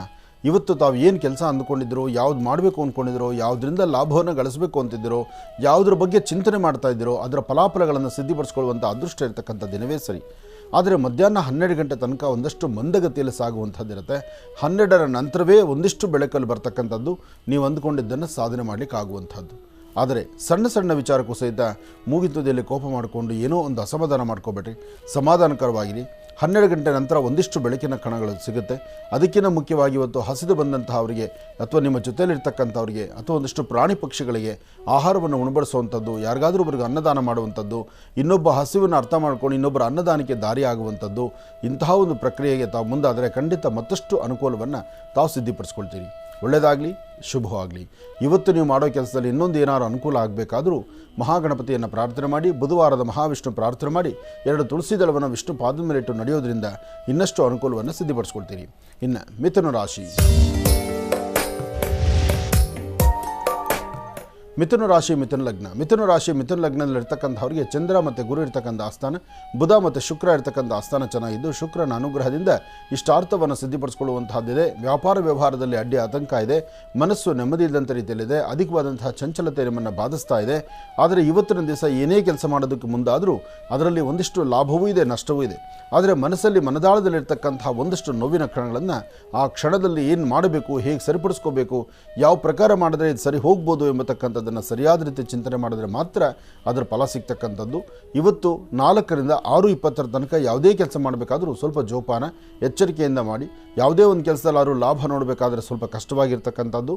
ಆದರೆ ಸರಿಯಾದಂಥ ಮಾರ್ಗವನ್ನು ಅನುಸರಿಸಿದ್ರೆ ಆ ಮಾರ್ಗಸೂಚಿಯಿಂದ ಒಳ್ಳೆಯ ಫಲಗಳನ್ನು ತಾವು ಸಿದ್ಧಿಪಡಿಸ್ಕೊಳ್ತೀರಿ. ಒಳ್ಳೆಯದಾಗಲಿ, ಶುಭವಾಗಲಿ. ಇವತ್ತು ನಿಮ್ಮ ಕೆಲಸದಲ್ಲಿ ಮತ್ತಷ್ಟು ಲಾಭ ಸಿಗಬೇಕಾದರೂ ನಿಮ್ಮ ಕುಲದೇವರ ಆರಾಧನೆ ಮಾಡತಕ್ಕಂಥದ್ದು ಬಹಳಷ್ಟು ಉತ್ತಮ. ಒಳ್ಳೆಯದಾಗಲಿ. ಇನ್ನು ಕರ್ಕಾಟಕ ರಾಶಿ. ಕರ್ಕಾಟಕ ರಾಶಿ ಕರ್ಕಾಟಕ ಲಗ್ನ. ಕರ್ಕಾಟಕ ರಾಶಿ ಕರ್ಕಾಟಕ ಲಗ್ನದಲ್ಲಿರ್ತಕ್ಕಂಥವರಿಗೆ ಜಾತಕದಲ್ಲಿ ಚಂದ್ರ ಉಚ್ಚಸ್ಥಾನದಲ್ಲಿದ್ದು ಇವತ್ತು ಫಲಾಫಲಗಳನ್ನು ಸಿದ್ಧಿಪಡಿಸಿಕೊಳ್ಳುವಂತಹ ಅದೃಷ್ಟ ನಿಮ್ಮದಿದೆ. ಇವತ್ತು ಏನೇ ಕೆಲಸ ಮಾಡಬೇಕಾದರೂ ಒಳ್ಳೆಯ ಮನಸ್ಸಿನಿಂದ ಮಾಡಿದ್ರೆ ಅದರ ಫಲಗಳು ಶೀಘ್ರವಾಗಿ ಸಿಗುತ್ತೆ. ಸಕಲ ವಿಧವಾದಂತಹ ಕಾಯಕವನ್ನು ಸಿದ್ಧಿಪಡಿಸ್ಕೊಳ್ಬೋದು. ವಿದ್ಯಾರ್ಥಿಗಳಿಂದ ಹಿಡಿದು ವಯಸ್ಸಾಗಿರ್ತಕ್ಕಂತಹ ವೃದ್ಧರವರೆಗೂ ತಮ್ಮ ಮನಸ್ಸಲ್ಲಿರ್ತಕ್ಕಂಥ ದ್ವಂದ್ವ ಚಿಂತನೆಗಳನ್ನು ದೂರ ಮಾಡಿಕೊಂಡು ಹೆಚ್ಚಿನ ಫಲಾಫಲಗಳನ್ನು ಸಿದ್ಧಿಪಡಿಸಿಕೊಳ್ಳುವಂತಹ ಅದೃಷ್ಟ ನಿಮ್ಮದಾಗುತ್ತೆ. ಆದರೆ ಇವತ್ತು ಏನೇ ಮಾಡಬೇಕಾದರೂ ಸ್ವಲ್ಪ ತಾಳ್ಮೆ ಬೇಕು. ದುಡುಕಬೇಡಿ, ದುಡುಕಿ ತೀರ್ಮಾನ ತಗೊಳ್ಳೋಕ್ಕಾಗೋದಿಲ್ಲ. ಏನೇ ಮಾಡಬೇಕಾದರೂ ಸಾಧ್ಯವಾದರೆ ಒಂದು ದಿವಸದ ಮಟ್ಟಿಗೆ ಮುಂದೂಡೋದು ಒಳ್ಳೆಯದು. ದುಡುಕದಿರ ಒಂದು ಸಮಾಧಾನವಾಗಿ ಚಿಂತನೆ ಮಾಡಿದ್ರೆ ಇವತ್ತಿನ ಫಲದಲ್ಲಿ ಸುಮಾರು ಬದಲಾವಣೆಗಳನ್ನು ತಂದುಕೊಳ್ತೀರಿ. ಒಳ್ಳೆಯದಾಗಲಿ, ಶುಭವಾಗಲಿ.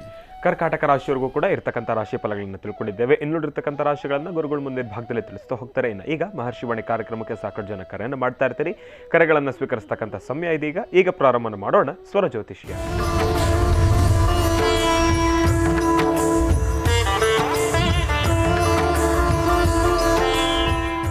ಕಾರ್ಯಕ್ರಮಕ್ಕೆ ಮೊದಲು ಯಾರು ಕರೆ ಮಾಡಿದ್ದಾರೆ ಅನ್ನೋದನ್ನ ತಿಳ್ಕೊಳ್ಳೋಣ. ಹಲೋ ಹಲೋ ಅಮ್ಮ, ನಮಸ್ತೆ. ಚೆನ್ನಾಗಿದ್ದೀರಾ? ನಮಸ್ತೆ. ಚೆನ್ನಾಗಿದೆ. ತಾವು ಚೆನ್ನಾಗಿದ್ದೀರಾ? ನಾನು ಕೂಡ ಚೆನ್ನಾಗಿದ್ದೀನಮ್ಮ. ಎಲ್ಲಿಂದ ಕರೆ ಮಾಡ್ತಿದ್ದೀರಿ? ನಾವು ಬೆಂಗಳೂರಿಂದ ಭಾರತಿ ಅಂತ. ಬೆಂಗಳೂರಿಂದ ಭಾರತಿ ಅಂತ. ಗುರುಜಿ ನಮ್ಮ ಜೊತೆ ಇದ್ದಾರೆ. ನಮ್ಮ ತಂದೆಯವರು ನಮ್ಮ ಜೊತೆನೇ ಇದ್ದಾರೆ, ಮಾತಾಡಿದ್ದಾರೆ. ಹಲೋ. ನಮಸ್ತೆ ಗುರುಜಿ. ನಮಸ್ತೆ ತಾಯಿ, ಹೇಳಮ್ಮ. ಅದೇ ನಾವು ಎಷ್ಟು ದುಡಿದ್ರು ನಮ್ದು ಪ್ರಾಬ್ಲಮ್ ಸಾಲ್ವ್ ಆಗ್ತಿಲ್ಲ. ದುಡ್ಡು ಎಷ್ಟು ಬಂದ್ರು ಅಷ್ಟಕ್ಕಷ್ಟೇ. ಏನು ಕೆಲಸ ಮಾಡ್ತಾರೆ ಮನೆಯವರು?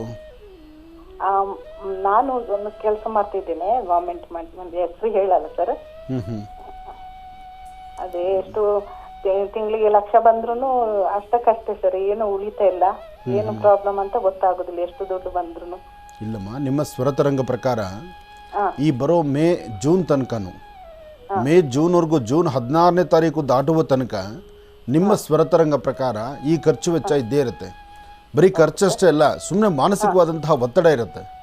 ಈ ಕಡೆ ಆರೋಗ್ಯ ಸುಧಾರಣೆ ಇರಲ್ಲ, ಮನಸ್ಸಿಗೆ ನೆಮ್ಮದಿ ಇರೋದಿಲ್ಲ, ಏನೋ ಕಳ್ಕೊಂಡಿದ್ದೀವಿ ಅನ್ನೋ ಬಾಧೆ ನಿಮಗೆ ಬಾಧಿಸ್ತಾ ಇರುತ್ತೆ. ಅದಕ್ಕಿಂತ ಮುಖ್ಯವಾಗಿ ಯಾರನ್ನ ಮಾತಾಡಿದ್ರೂ ಏನೋ ಒಂದು ನ್ಯೂನ್ಯತೆ, ಒಂದು ಸಮಸ್ಯೆ ಎದುರಾಗ್ತಾ ಇರುತ್ತೆ. ಹಾಗಾಗಿ ಈ ಪ್ರಸ್ತುತ ಕಾಲಮಾನ ಅಷ್ಟು ಸರಿ ಇರ್ತಕ್ಕಂಥದ್ದಲ್ಲ. ಇದಕ್ಕೆ ಸಂಬಂಧಪಟ್ಟಂಗೆ ಒಂದು 9 ಶನಿವಾರ ಆಂಜನೇಯ ಸ್ವಾಮಿನ ಪ್ರಾರ್ಥನೆ ಮಾಡಿ, ಅಥವಾ ಯಾರಾದರೂ ಹತ್ತಿರದಲ್ಲಿರ್ತಕ್ಕಂಥ ಒಂದಷ್ಟು ಗಿಡ ಮರಗಳಿಗೋ ಪ್ರಾಣಿ ಪಕ್ಷಿಗಳಿಗೋ ಶನಿವಾರದ ದಿವಸ ಒಂದಷ್ಟು ನೀರು ಆಹಾರವನ್ನು ಕೊಡ್ತಾ ಬನ್ನಿ. ಇದು ನಿಮ್ಮ ಧರ್ಮಕ್ಕೆ ಸಂಬಂಧಪಟ್ಟಂಥ ಅನುಷ್ಠಾನಗಳನ್ನು ಮಾಡ್ಕೋಬೋದು, ತಪ್ಪೇನಿಲ್ಲ. ಅಥವಾ ಎಲ್ಲಾದರೂ ಸಣ್ಣ ಪುಟ್ಟ ಮಕ್ಕಳಿಗೆ 9 ವರ್ಷದ ಒಳಗಿರ್ತಕ್ಕಂಥ ಮಕ್ಕಳಿಗೆ ಒಂಚೂರು ತಿಂಡಿ ತಿನಿಸನ್ನು ಶನಿವಾರದ ಹೊತ್ತು ಕೊಟ್ಟು ಒಂದು ಪ್ರಾರ್ಥನೆ ಮಾಡಿದ್ರೆ ಖಂಡಿತ ಕಾರ್ಯಸಿದ್ಧಿ ಆಗುತ್ತೆ. ಸ್ವಲ್ಪ ಮಟ್ಟಿಗೆ ನೆಮ್ಮದಿ ಸಿಗುತ್ತೆ. ದೊಡ್ಡದಾಗೋ ಸಮಸ್ಯೆಗಳು ಚಿಕ್ಕದಾಗಿ ನಡೆದು ಹೋಗುತ್ತೆ. ಆದರೆ ವ್ಯವಹಾರದಲ್ಲಾಗಲಿ ನಿಮ್ಮ ಕುಟುಂಬದಲ್ಲಾಗುವಂಥ ಬದಲಾವಣೆಗಳಾಗಲಿ ತಾವು ಕಾಣ್ಬೋದು. ಒಳ್ಳೆಯದಾಗಲಮ್ಮ. ಇನ್ನು ಬಹಳ ವಿಶೇಷವಾಗಿ ಇಂದಿನ ಭಾಗದಲ್ಲಿ ಗುರುಗಳು ಕರ್ಕಾಟಕ ರಾಶಿಯವರೆಗೂ ಕೂಡ ರಾಶಿ ಫಲಗಳನ್ನು ತಿಳಿಸ್ಕೊಟ್ಟಿದ್ರು. ಇನ್ನು ಈಗ ಸಿಂಹರಾಶಿಯಿಂದ ರಾಶಿ ಫಲಗಳನ್ನು ಮುಂದುವರಿಸೋಣ. ಗುರುಗಳೇ, ಸಿಂಹರಾಶಿಯಿಂದ ರಾಶಿ ಫಲಗಳನ್ನು ಮುಂದುವರಿಸೋಣ. ಖಂಡಿತ. ಇನ್ನು ಸಿಂಹರಾಶಿ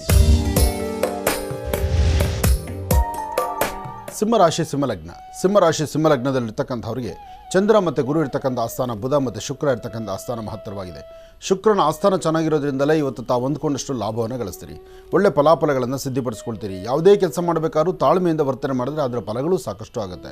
ವೃತ್ತಿಯಲ್ಲಿ ಏನಾದರೂ ಒಂದು ಅಭಿವೃದ್ಧಿ ಕಾಣಬೇಕು ಅಂತ ತಮ್ಮ ಮನಸ್ಸಲ್ಲಿದ್ದರೆ ಇವತ್ತು ಧೈರ್ಯವಾಗಿ ಒಂದು ಹೆಜ್ಜೆ ಮುಂದೆ ಹಾಕ್ಬೋದು ಸಿಂಹರಾಶಿಯವರು. ಸಿಂಹಲಗ್ನದಲ್ಲಿರ್ತಕ್ಕಂಥವರು ಇವತ್ತು ತಾಳ್ಮೆಯಿಂದ ವರ್ತನೆ ಮಾಡಬೇಕು.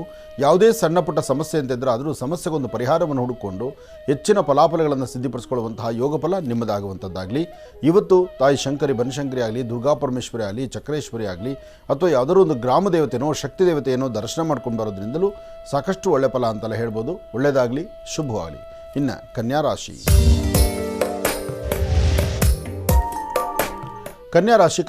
ಕನ್ಯಾರಾಶಿ ಕನ್ಯಾಲಗ್ನದಲ್ಲಿರ್ತಕ್ಕಂಥವರು ಆರೋಗ್ಯದ ಕಡೆ ಬಹಳ ಎಚ್ಚರಿಕೆ ಬೇಕು. ಕೊಟ್ಟ ಮಾತಿನಂತೆ ನಡ್ಕೊಳ್ಬೇಕು. ವೃತ್ತಿಯಲ್ಲಿ ಏನಾದರೂ ಒಂದು ಅಭಿವೃದ್ಧಿಯನ್ನು ಕಾಣಬೇಕು. ಫಲಾಫಲಗಳಲ್ಲಿ ಒಂದಷ್ಟು ಸಣ್ಣ ಪುಟ್ಟ ವ್ಯತ್ಯಾಸನೇ ಆಗ್ತಾ ಇರುತ್ತೆ. ಮನಸ್ಸು ನೆಮ್ಮದಿ ಇಲ್ಲದಂಥ ರೀತಿಯಲ್ಲಿದೆ. ಅಧಿಕವಾದಂತಹ ಚಂಚಲತೆ ನಮ್ಮನ್ನು ಬಾಧಿಸೋದ್ರಿಂದ ಯಾವ ಕೆಲಸ ಮಾಡಬೇಕು, ಯಾವ್ದು ಬಿಡಬೇಕು, ಯಾವ್ದು ಸರಿ, ಯಾವ್ದು ತಪ್ಪು, ಇದು ಯಾವುದೂ ಸರಿಯಾದ ರೀತಿ ಆಗ್ತಾ ಇಲ್ಲ. ಹಾಗೆ ಇದೆಲ್ಲದರ ಮಧ್ಯದಲ್ಲಿ ಕೆಲವು ಬೇಡವಾದಂತಹ ವಿಚಾರಗಳು ತುಂಬ ತಲೆಯಲ್ಲಿ ಕೂತ್ಕೊಳ್ತಾ ಇರುತ್ತೆ. ಅನುಭವಸ್ಥರು ಅಥವಾ ಹೆಚ್ಚನಾಗಿ ಬುದ್ಧಿ ಇರತಕ್ಕಂಥವ್ರು ಅಥವಾ ಏನೋ ತಮ್ಮಲ್ಲಿ ಆ ವಿಚಾರವನ್ನು ಸಂಪೂರ್ಣವಾಗಿ ಅರಿದು ಕುಡಿದಿರ್ತಕ್ಕಂಥವ್ರು ಹೇಳಿದ್ರು ಆ ವಿಚಾರಗಳನ್ನು ನಮ್ಮ ತಲೆಗೆ ತಂದ್ಕೊಳ್ಳೋದಿಲ್ಲ, ಸರಿಯಾದ ದಾರಿಯಲ್ಲಿ ನಾವು ನಡೆಯೋದೂ ಇಲ್ಲ. ಹೀಗೆ ಒಂದಲ್ಲ ಒಂಥರ ಅಚಾತುರ್ಯಗಳು ಮಾಡಿಕೊಂಡು ಇಲ್ಲದ ಸಮಸ್ಯೆ ತಂದಿಟ್ಕೊಳ್ಳೋಂಥ ಪರಿಸ್ಥಿತಿಯಲ್ಲಿ ನಾವಿರ್ತೀವಿ. ಅದಕ್ಕಾಗಿ ಸರಿಯಾದ ಮಾರ್ಗವನ್ನು ಅನುಸರಿಸಿದ್ರೆ ಖಂಡಿತ ಒಳ್ಳೆಯ ಫಲವನ್ನು ತಾವು ಸಿದ್ಧಿಪಡಿಸ್ಕೊಳ್ಬೋದು. ಹಾಗೆ ಫಲಾಫಲಗಳಲ್ಲಿ ಒಂದು ಅದೃಷ್ಟವನ್ನು ಸಿದ್ಧಿಪಡಿಸ್ಕೊಳ್ತಕ್ಕಂಥ ಯೋಗ ಫಲವೂ ಇದೆ. ಆ ಯೋಗಾಯೋಗಗಳಲ್ಲಿ ಇವತ್ತು ಅಧಿಕವಾದಂತಹ ಫಲಗಳನ್ನು ಸಿದ್ಧಿಪಡಿಸ್ಕೊಳ್ಳುವಂಥ ಅದೃಷ್ಟ ನಿಮ್ಮದಾದ್ದರಿಂದ ಯಾವುದಕ್ಕೂ ಅಂಜಬೇಕಾದ್ದಿಲ್ಲ, ಭಯಪಡಬೇಕಾದ್ದಿಲ್ಲ. ತಾಯಿ ಶಂಕರಿಯನ್ನು ಅಥವಾ ವಿಶೇಷವಾಗಿರ್ತಕ್ಕಂಥ ಗ್ರಾಮ ದೇವತೆಯನ್ನು, ಎಲ್ಲಕ್ಕಿಂತ ಮುಖ್ಯವಾಗಿ ನಿಮ್ಮ ಜನ್ಮದಾತೆ ನಿಮ್ಮ ತಾಯಿ ಪಾದವನ್ನು ಮುಟ್ಟಿ ನಮಸ್ಕಾರ ಮಾಡಿ. ಅದಕ್ಕಿಂತ ಪುಣ್ಯದ ಫಲ ಮತ್ತೇನಿದೆ? ಒಳ್ಳೆಯದಾಗಲಿ, ಶುಭವಾಗಲಿ. ಇನ್ನು ತುಲಾರಾಶಿ.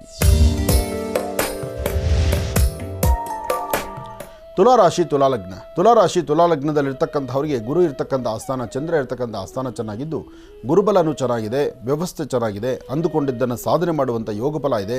ಫಲಾಫಲಗಳಲ್ಲಿ ಅಂತೂ ಅದೃಷ್ಟ ಎಂಬತಕ್ಕಂಥದ್ದು ಸಾಕಷ್ಟು ಇದೆ. ಆದರೆ ಇವತ್ತಿನ ದಿವಸ ನೀವು ಮಾಡುವಂಥ ಕೆಲಸದಲ್ಲಿ ಪ್ರಾರಂಭಿಕ ಹಂತದಲ್ಲಿ ಮಾತ್ರ ಸ್ವಲ್ಪ ಅಡಚಣೆಗಳಿರುತ್ತೆ. ಸರಿ ತಪ್ಪುಗಳನ್ನು ಸರಿಯಾಗಿ ಆಲೋಚನೆ ಮಾಡಿ ಒಂದು ನಿರ್ಧಾರ ತೊಗೊಳಕ್ಕೆ ಆಗದಂಥ ರೀತಿಯಲ್ಲಿದ್ದೀರಿ. ನಿಮ್ಮೊಳಗೆ ಆಗ್ತಿರ್ತಕ್ಕಂಥ ಕನ್ಫ್ಯೂಷನ್ಸ್ ಬಿಟ್ಟರೆ ಗ್ರಹಗತಿಗಳಲ್ಲಿ ಇವತ್ತು ಬಹಳ ಅದೃಷ್ಟನೇ. ಹಾಗೆ ಇವತ್ತು ಸಾಧ್ಯವಾದರೆ ಒಂದಿಷ್ಟು ಗೋಧಿ ಮತ್ತು ಬೆಲ್ಲ ಜೊತೆಗೆ ಒಂದಿಷ್ಟು ಕಡಲೆಕಾಳು ಅಥವಾ ಕಡಲೆಬೇಳೆ ಇಂತಹದ್ದನ್ನು ನಿಮ್ಮ ಮನೇಲಿ ದೇವರ ಹತ್ರ ಇಟ್ಟು ಪ್ರಾರ್ಥನೆ ಮಾಡಿ, ನಾಳೆ ಅದನ್ನು ತೆಗೆದುಕೊಂಡು ಯಾವುದಾದ್ರು ಗುರು ಸಾನ್ನಿಧ್ಯಕ್ಕೆ ಕೊಟ್ಟು ಪ್ರಾರ್ಥನೆ ಮಾಡಿ. ಇವತ್ತು ದೇವರ ಹತ್ರ ಇಟ್ಟು ಪ್ರಾರ್ಥಿಸಬೇಕು, ನಾಳೆ ಅದನ್ನು ದೇವಾಲಯಕ್ಕೆ ತೆಗೆದುಕೊಂಡು ಕೊಡಬೇಕು.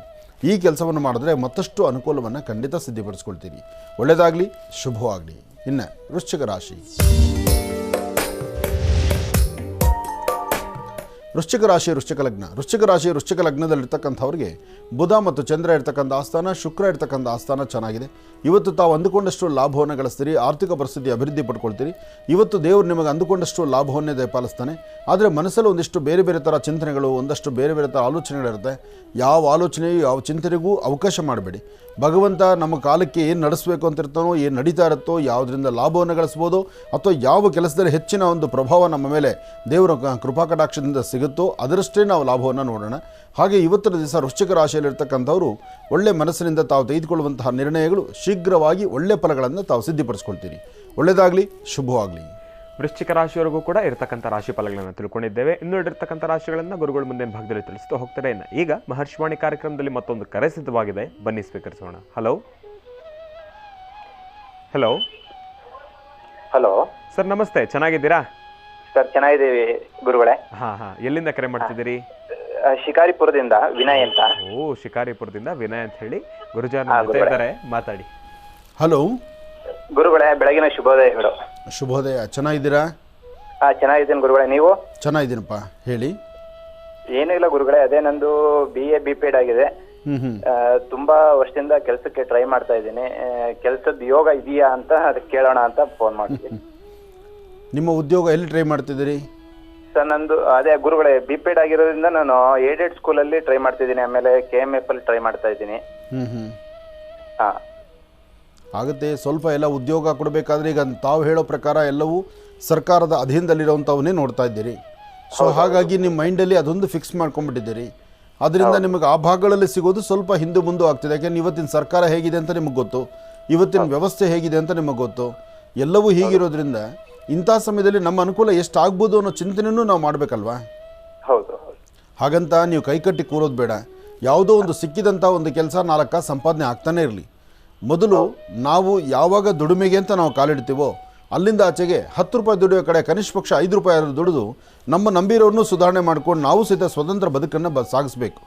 ಅದಾದಮೇಲೆ ನಮ್ಮ ಅದೃಷ್ಟ ಎಲ್ಲೂ ಹೋಗೋದಿಲ್ಲ. ಅದು ಸಿಗಬೇಕು, ನಮ್ಮ ಹಣೆಯಲ್ಲಿ ಬರ್ತಿದ್ರೆ ಯಾರೂ ತಪ್ಸೋಕ್ಕಾಗಲ್ಲ. ಹಾಗೆ ನಿಮ್ಮ ಹಣೆಯಲ್ಲಿದೆ, ಆದರೆ ಪ್ರಸ್ತುತ ಸಮಯ ಇದಲ್ಲ. ಈ ಸಮಯದಲ್ಲಿ ಯಾವುದೂ ಸಿಗಲಿಕ್ಕೆ ಸ್ವಲ್ಪ ಕಷ್ಟವಾಗ್ತಾ ಇದೆ. ನೀವು ನಿಮ್ಮ ದೇವರನ್ನ, ನಿಮ್ಮ ಮನೆ ದೇವರನ್ನ ಪ್ರಾರ್ಥನೆ ಮಾಡಿ. ಸಾಧ್ಯವಾದರೆ ಒಂದು 3 ಸೋಮವಾರ ಯಾವುದಾದ್ರು ತೀರ್ಥಕ್ಷೇತ್ರದಲ್ಲೋ ಅಥವಾ ಪುಣ್ಯಕ್ಷೇತ್ರದಲ್ಲೋ ಅಥವಾ ನಿಮ್ಮ ಮನೆ ಹತ್ರ ಸುತ್ತಮುತ್ತ ಇರತಕ್ಕಂಥ ಒಂದು ಶಿವಾಲಯಕ್ಕೆ ಹೋಗಿ ಶಿವ ದರ್ಶನ ಮಾಡಿಕೊಂಡು ಅವತ್ತು ಸಂಧ್ಯಾಕಾಲ ಗೋಧೂಳಿ ಲಗ್ನದಲ್ಲಿ ಕಂದು ಬಣ್ಣದ ಗೋವನ್ನು ಮುಟ್ಟಿ ನಮಸ್ಕಾರ ಮಾಡಿಕೊಂಡು ದೀಪಾರಾಧನೆ ಮಾಡಿದ್ರೆ ಕೆಲವಷ್ಟು ಕರ್ಮಫಲಗಳು ದೂರ ಆಗುತ್ತೆ. ಅಲ್ಲಿಂದ ಆಚೆಗೆ ನಿಮ್ಮ ಜೀವನದಲ್ಲಿ ಮತ್ತಷ್ಟು ಬೆಳಕು ಸಿಗುತ್ತೆ. ಇದನ್ನು ಮಾಡಿ. ಒಳ್ಳೆಯದಾಗಲಿ. ಇನ್ನು ಬಹಳ ವಿಶೇಷವಾಗಿ ಇಂದಿನ ಭಾಗದಲ್ಲಿ ಗುರುಗಳು ವೃಶ್ಚಿಕ ರಾಶಿಯವರೆಗೂ ಕೂಡ ರಾಶಿ ಫಲಗಳನ್ನು ತಿಳಿಸ್ಕೊಟ್ಟಿದ್ದಾರೆ. ಇನ್ನು ಈಗ ಧನುರ್ ರಾಶಿಯಿಂದ ರಾಶಿ ಫಲಗಳನ್ನು ಮುಂದುವರಿಸಬೇಕು. ಗುರುಗಳೇ, ಧನುರ್ ರಾಶಿಯಿಂದ ರಾಶಿ ಫಲಗಳನ್ನು ಮುಂದುವರಿಸೋಣ. ಖಂಡಿತ. ಇನ್ನು ಧನುರಾಶಿ.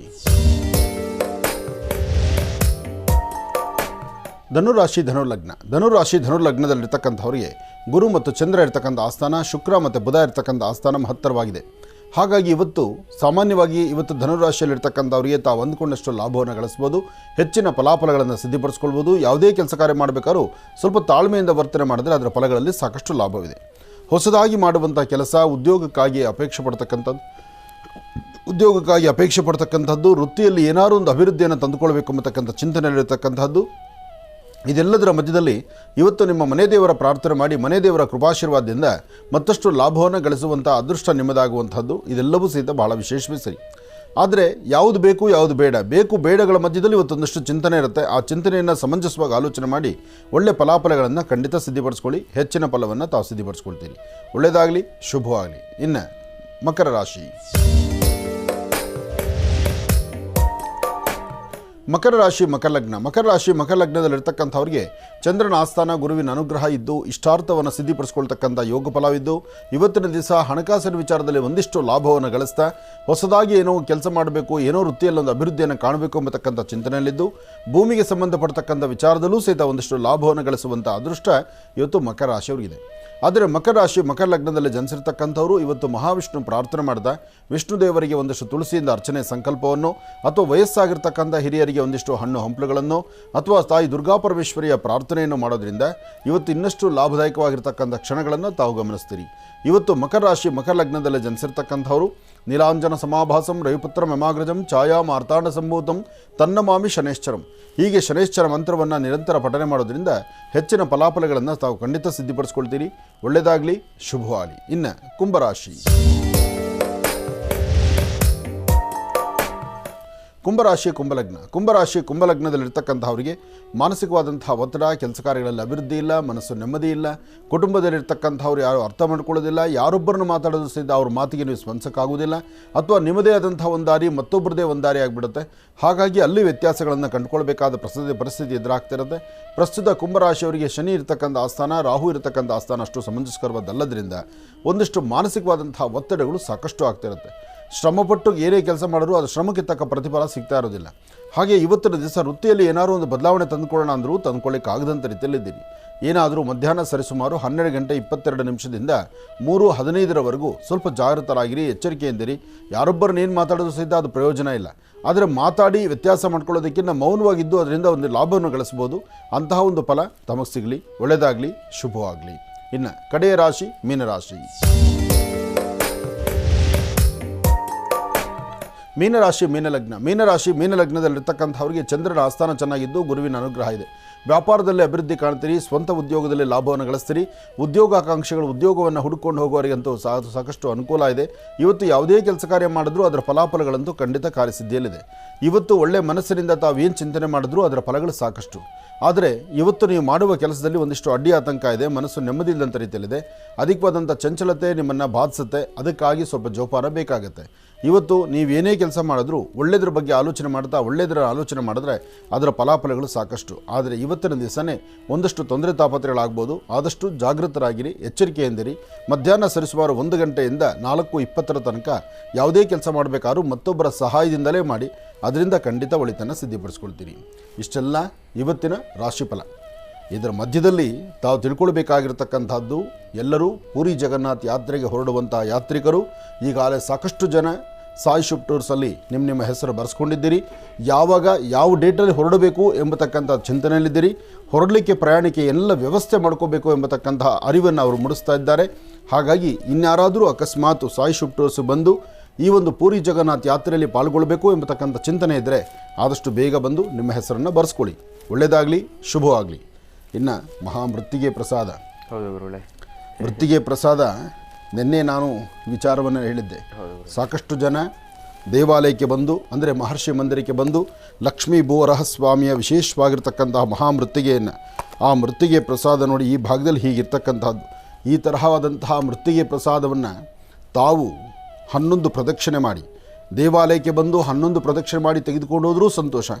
ಅಥವಾ ನಮಗೆ ಕಳಿಸ್ಕೊಡಿ ಅಂದರೆ ನಿಮ್ಮ ಹೆಸರು, ನಕ್ಷತ್ರ, ಗೋತ್ರ ಬರೆದು ನಿಮ್ಮದೊಂದು ಫೋಟೋ ವಾಟ್ಸಪ್ ಮಾಡಿದ್ರೆ ವಾಟ್ಸಪ್ಪಲ್ಲಿ ಫೋಟೋ ಮತ್ತು ನಿಮ್ಮ ಹೆಸರು ನಕ್ಷತ್ರವನ್ನು ಭಗವಂತನಾದಂಥ ಭೂವರಹಸ್ವಾಮಿಯ ವಿಶೇಷವಾಗಿರ್ತಕ್ಕಂಥ ಸಾಲಿಗ್ರಾಮದ ಹತ್ರ ಇಟ್ಟು ಸಾಲಿಗ್ರಾಮದತ್ತ ಈ ಮಹಾಮೃತ್ತಿಗೆಯನ್ನು ಪೂಜೆ ಮಾಡಿ ಮಧ್ಯದಲ್ಲಿರ್ತಕ್ಕಂಥ ಸಾಲಿಗ್ರಾಮಕ್ಕೆ ನೀವು 48 ದಿನ ಪ್ರತಿನಿತ್ಯ ದೀಪವನ್ನು ಹಚ್ಚಿ ನಿಮ್ಮ ಮನಸ್ಸಂಕಲ್ಪವನ್ನು ಸಿದ್ಧಿಪಡಿಸ್ಕೊಳ್ಳುವಂತಹ ನಿಟ್ಟಿನಲ್ಲಿ ಸಾಕಷ್ಟು ಲಾಭವನ್ನು ಗಳಿಸ್ತಾ ಇದ್ದಾರೆ. ಭೂಮಿ ವಿಚಾರ, ಕೋರ್ಟ್ ವಿಚಾರ, ಸ್ಟೇಷನ್ ಆಗಲಿ ಅಥವಾ ಕುಟುಂಬದ ನೆಮ್ಮದಿ ಆಗಲಿ, ದಾಂಪತ್ಯದಲ್ಲಿ ಇರ್ತಕ್ಕಂಥ ನ್ಯೂನ್ಯತೆಗಳು, ಕೊರತೆಗಳಾಗಲಿ, ಇಂತಹವೆಲ್ಲ ಸಮಸ್ಯೆಗಳಿಗೆ, ಮಕ್ಕಳ ವಿದ್ಯಾರ್ಜನೆಗೂ ಸಹಿತ ಇದು ಬಹಳ ಅತ್ಯುತ್ತಮವಾಗಿ ಕೆಲಸ ಮಾಡ್ತಾ ಇದೆ. ಹಾಗಾಗಿ ಲಕ್ಷ್ಮೀ ಭೂವರಹಸ್ವಾಮಿಯ ಸಾಲಿಗ್ರಾಮ ಮಹಾಮೃತ್ತಿಗೆ ಪ್ರಸಾದ ಆ ಮೃತ್ತಿಗೆ ಪ್ರಸಾದ ತಮಗೆ ಬೇಕು ಅಂದರೆ ಸಾಲಿಗ್ರಾಮ ಮಧ್ಯದಲ್ಲಿರ್ತಕ್ಕಂಥ ಸಾಲಿಗ್ರಾಮ ಸಹಿತ 48 ದಿವಸ ಮನೇಲಿ ಪೂಜೆ ಮಾಡಿ ತದನಂತರ ಅದನ್ನು ದೇವಾಲಯದ ಹುಂಡಿಗೆ ತಂದು ನೀವೇ ಹಾಕಬೇಕು. ಯಾಕೆಂದರೆ ನಿಮ್ಮ ಕಾರ್ಯಸಿದ್ಧಿ ಆದ ನಂತರ ಬಂದು ಸ್ವಾಮಿನೊಮ್ಮೆ ದರ್ಶನ ಮಾಡ್ಕೊಂಡು ಹೋಗಿ. ಯಾಕೆಂದರೆ ಎಷ್ಟೋ ಜನ ಬಂದು ದರ್ಶನ ಮಾಡುವಾಗ ಅದರಲ್ಲೂ ಪ್ರತಿ ಶನಿವಾರ ಭಾನುವಾರ ಅಂತೂ ಯಥೇಚ್ಛವಾದಂಥ ರೀತಿ ಜನ ಬಂದು ಅವರೇ ಅವರ ಸ್ವಹಸ್ತದಿಂದ ಸ್ವಾಮಿಗೆ ಅಭಿಷೇಕ ಮಾಡತಕ್ಕಂಥದ್ದು ನೋಡ್ತಿದ್ದೀವಿ. ನಾವು ಆಗ್ಲೇ ಅದ್ರದ್ದು ಒಂದು ಟಿವಿ ಸ್ಕ್ರೀನ್ ನಲ್ಲೇ ಬರೋ ರೀತಿ ತೋರಿಸ್ಬಿಟ್ಟಿದ್ದೇವೆ ಗುರುಗಳೇ. ಇದು ಬೇಡವಾ ಅದು? ಅದೇನ್ ಬೇಡ ಗುರುಗಳೇ, ನಂಬರ್ ಹೇಳಿದ್ರೆ ಸಾಕೀಗ. ಹೌದಾ? ಹಾ ಗುರುಗಳೇ. 99 ಅದೇ ಗುರುಗಳೇ, ಅದ್ರಲ್ಲಿ ಒಂದು ವಿಚಾರ ತಾವು ಸ್ಪಷ್ಟೀಕರಿಸಬೇಕು. ಈ ನಂಬರ್ಗೆ ಕರೆಯನ್ನು ಮಾಡಿದ್ರೆ ಯಾವುದೇ ರೀತಿ ಮಾಹಿತಿ ಸಿಗೋದಿಲ್ಲ, ವಾಟ್ಸ್ಆಪ್ ನ ಮುಖಾಂತರ ಮೆಸೇಜ್ ಅನ್ನ ಮಾತ್ರ. ಹೌದು. ಯಾಕೆಂದರೆ ಇದು ವಾಟ್ಸಪ್ಪಲ್ಲಿ ನಿಮ್ಮ ಫೋಟೋ, ನಿಮ್ಮ ಗೋತ್ರ, ಹೆಸರು, ನಕ್ಷತ್ರ ಮಾತ್ರ ಹಾಕಿ. ಆಮೇಲೆ ಆತ್ರ ಪಡಬೇಡಿ. ಇವತ್ತು ನೀವು ಈ ಒಂದು ವಾಟ್ಸಪ್ಗೆ ನಿಮ್ಮ ಮೆಸೇಜ್ ಹಾಕಿರ್ತೀರಿ, ಅದಕ್ಕೆ ಆಫೀಸಿಂದನೋ ಅಥವಾ ಆಶ್ರಮದಿಂದ ಒಂದು ರಿಪ್ಲೈ ಬಂದಿರುತ್ತೆ, ಅದಕ್ಕೆ ಸಂಬಂಧಪಡ್ತಕ್ಕಂಥ ರೀತಿ ನೀವು ಮಾತಾಡಿರ್ತೀರಿ. ಅದಾದಮೇಲೆ ಒಂದಷ್ಟು ದಿನ ಕಾಯಬೇಕಾಗತ್ತೆ. ಕನಿಷ್ಠ ಪಕ್ಷ ಇದು ಪೋಸ್ಟು ರೆಡಿಯಾಗಿ ಇದು ದೇವರ ಸಾನ್ನಿಧ್ಯದಲ್ಲಿ ಒಂದು ದಿವಸ ಪೂಜೆ ಆಗಿ ಆ ಬಾಕ್ಸು ನಿಮ್ಮ ಕೈ ಸೇರಲಿಕ್ಕೆ ಕಡಿಮೆ ಅಂದರೂ 4 ರಿಂದ 5 ದಿವಸ ತೊಗೊಳುತ್ತೆ. ಹತ್ತಿರದಲ್ಲಿದ್ದರೆ 2 ದಿವಸಕ್ಕೆ ಬರ್ಬೋದು, ಸ್ವಲ್ಪ ದೂರದಲ್ಲಾದರೆ ಒಂದು 4-5 ದಿವಸ ತೊಗೊಳ್ಬೋದು. ಯಾಕೆಂದರೆ ಅದು ಟ್ರಾವೆಲ್ ಬೇರೆ ಕಡೆಯಿಂದ ಹಾಕ್ಸೋದಲ್ವ, ಅಂದರೆ ಬೇರೆಯೊಬ್ಬರು ಕೊರಿಯರ್ನವ್ರು ಭಾಳ ಹಾಕೋದ್ರಿಂದ ಈ ನಂಬರ್ನ ಒಂದು ಸತಿ ನಾನು ಹೇಳ್ತೀನಿ, 9980520171. ಈ ನಂಬರಿಗೆ ತಪ್ಪದಿರ ತಾವು ವಾಟ್ಸಪ್ಪೇ ಮಾಡಬೇಕು, ಕರೆ ಮಾಡಬೇಡಿ. ಇದರಲ್ಲಿ ಮುಖ್ಯವಾಗಿ ನೀವು ಹಾಕಬೇಕಾದಿಷ್ಟೇ ನಿಮ್ಮ ಹೆಸರು, ನಕ್ಷತ್ರ, ಗೋತ್ರ, ಜೊತೆಗೆ ನಿಮ್ಮದೊಂದು ಫೋಟೋ, ಇಷ್ಟು ಮಾತ್ರ ಕಳಿಸ್ಕೊಡಿ. ಇಷ್ಟು ಕಳಿಸ್ಕೊಟ್ರೆ ಇದಕ್ಕೆ ಸಂಬಂಧಪಡ್ತಕ್ಕಂಥ ಸಾಧಕ ಬಾಧಕಗಳು ಏನು ಅಂತಕ್ಕಂಥದ್ದು ನಿಮಗೆ ಗೊತ್ತಾಗುತ್ತೆ. ಅದಾದಮೇಲೆ ನೀವು ಅದನ್ನು ಪ್ರಕ್ರಿಯೆ ಮುಂದುವರಿಸಿದ್ರೆ ನಿಮ್ಮ ಮನೆ ಬಾಗಿಲಿಗೆ ಸಾಲಿಗ್ರಾಮ ಬರುತ್ತೆ.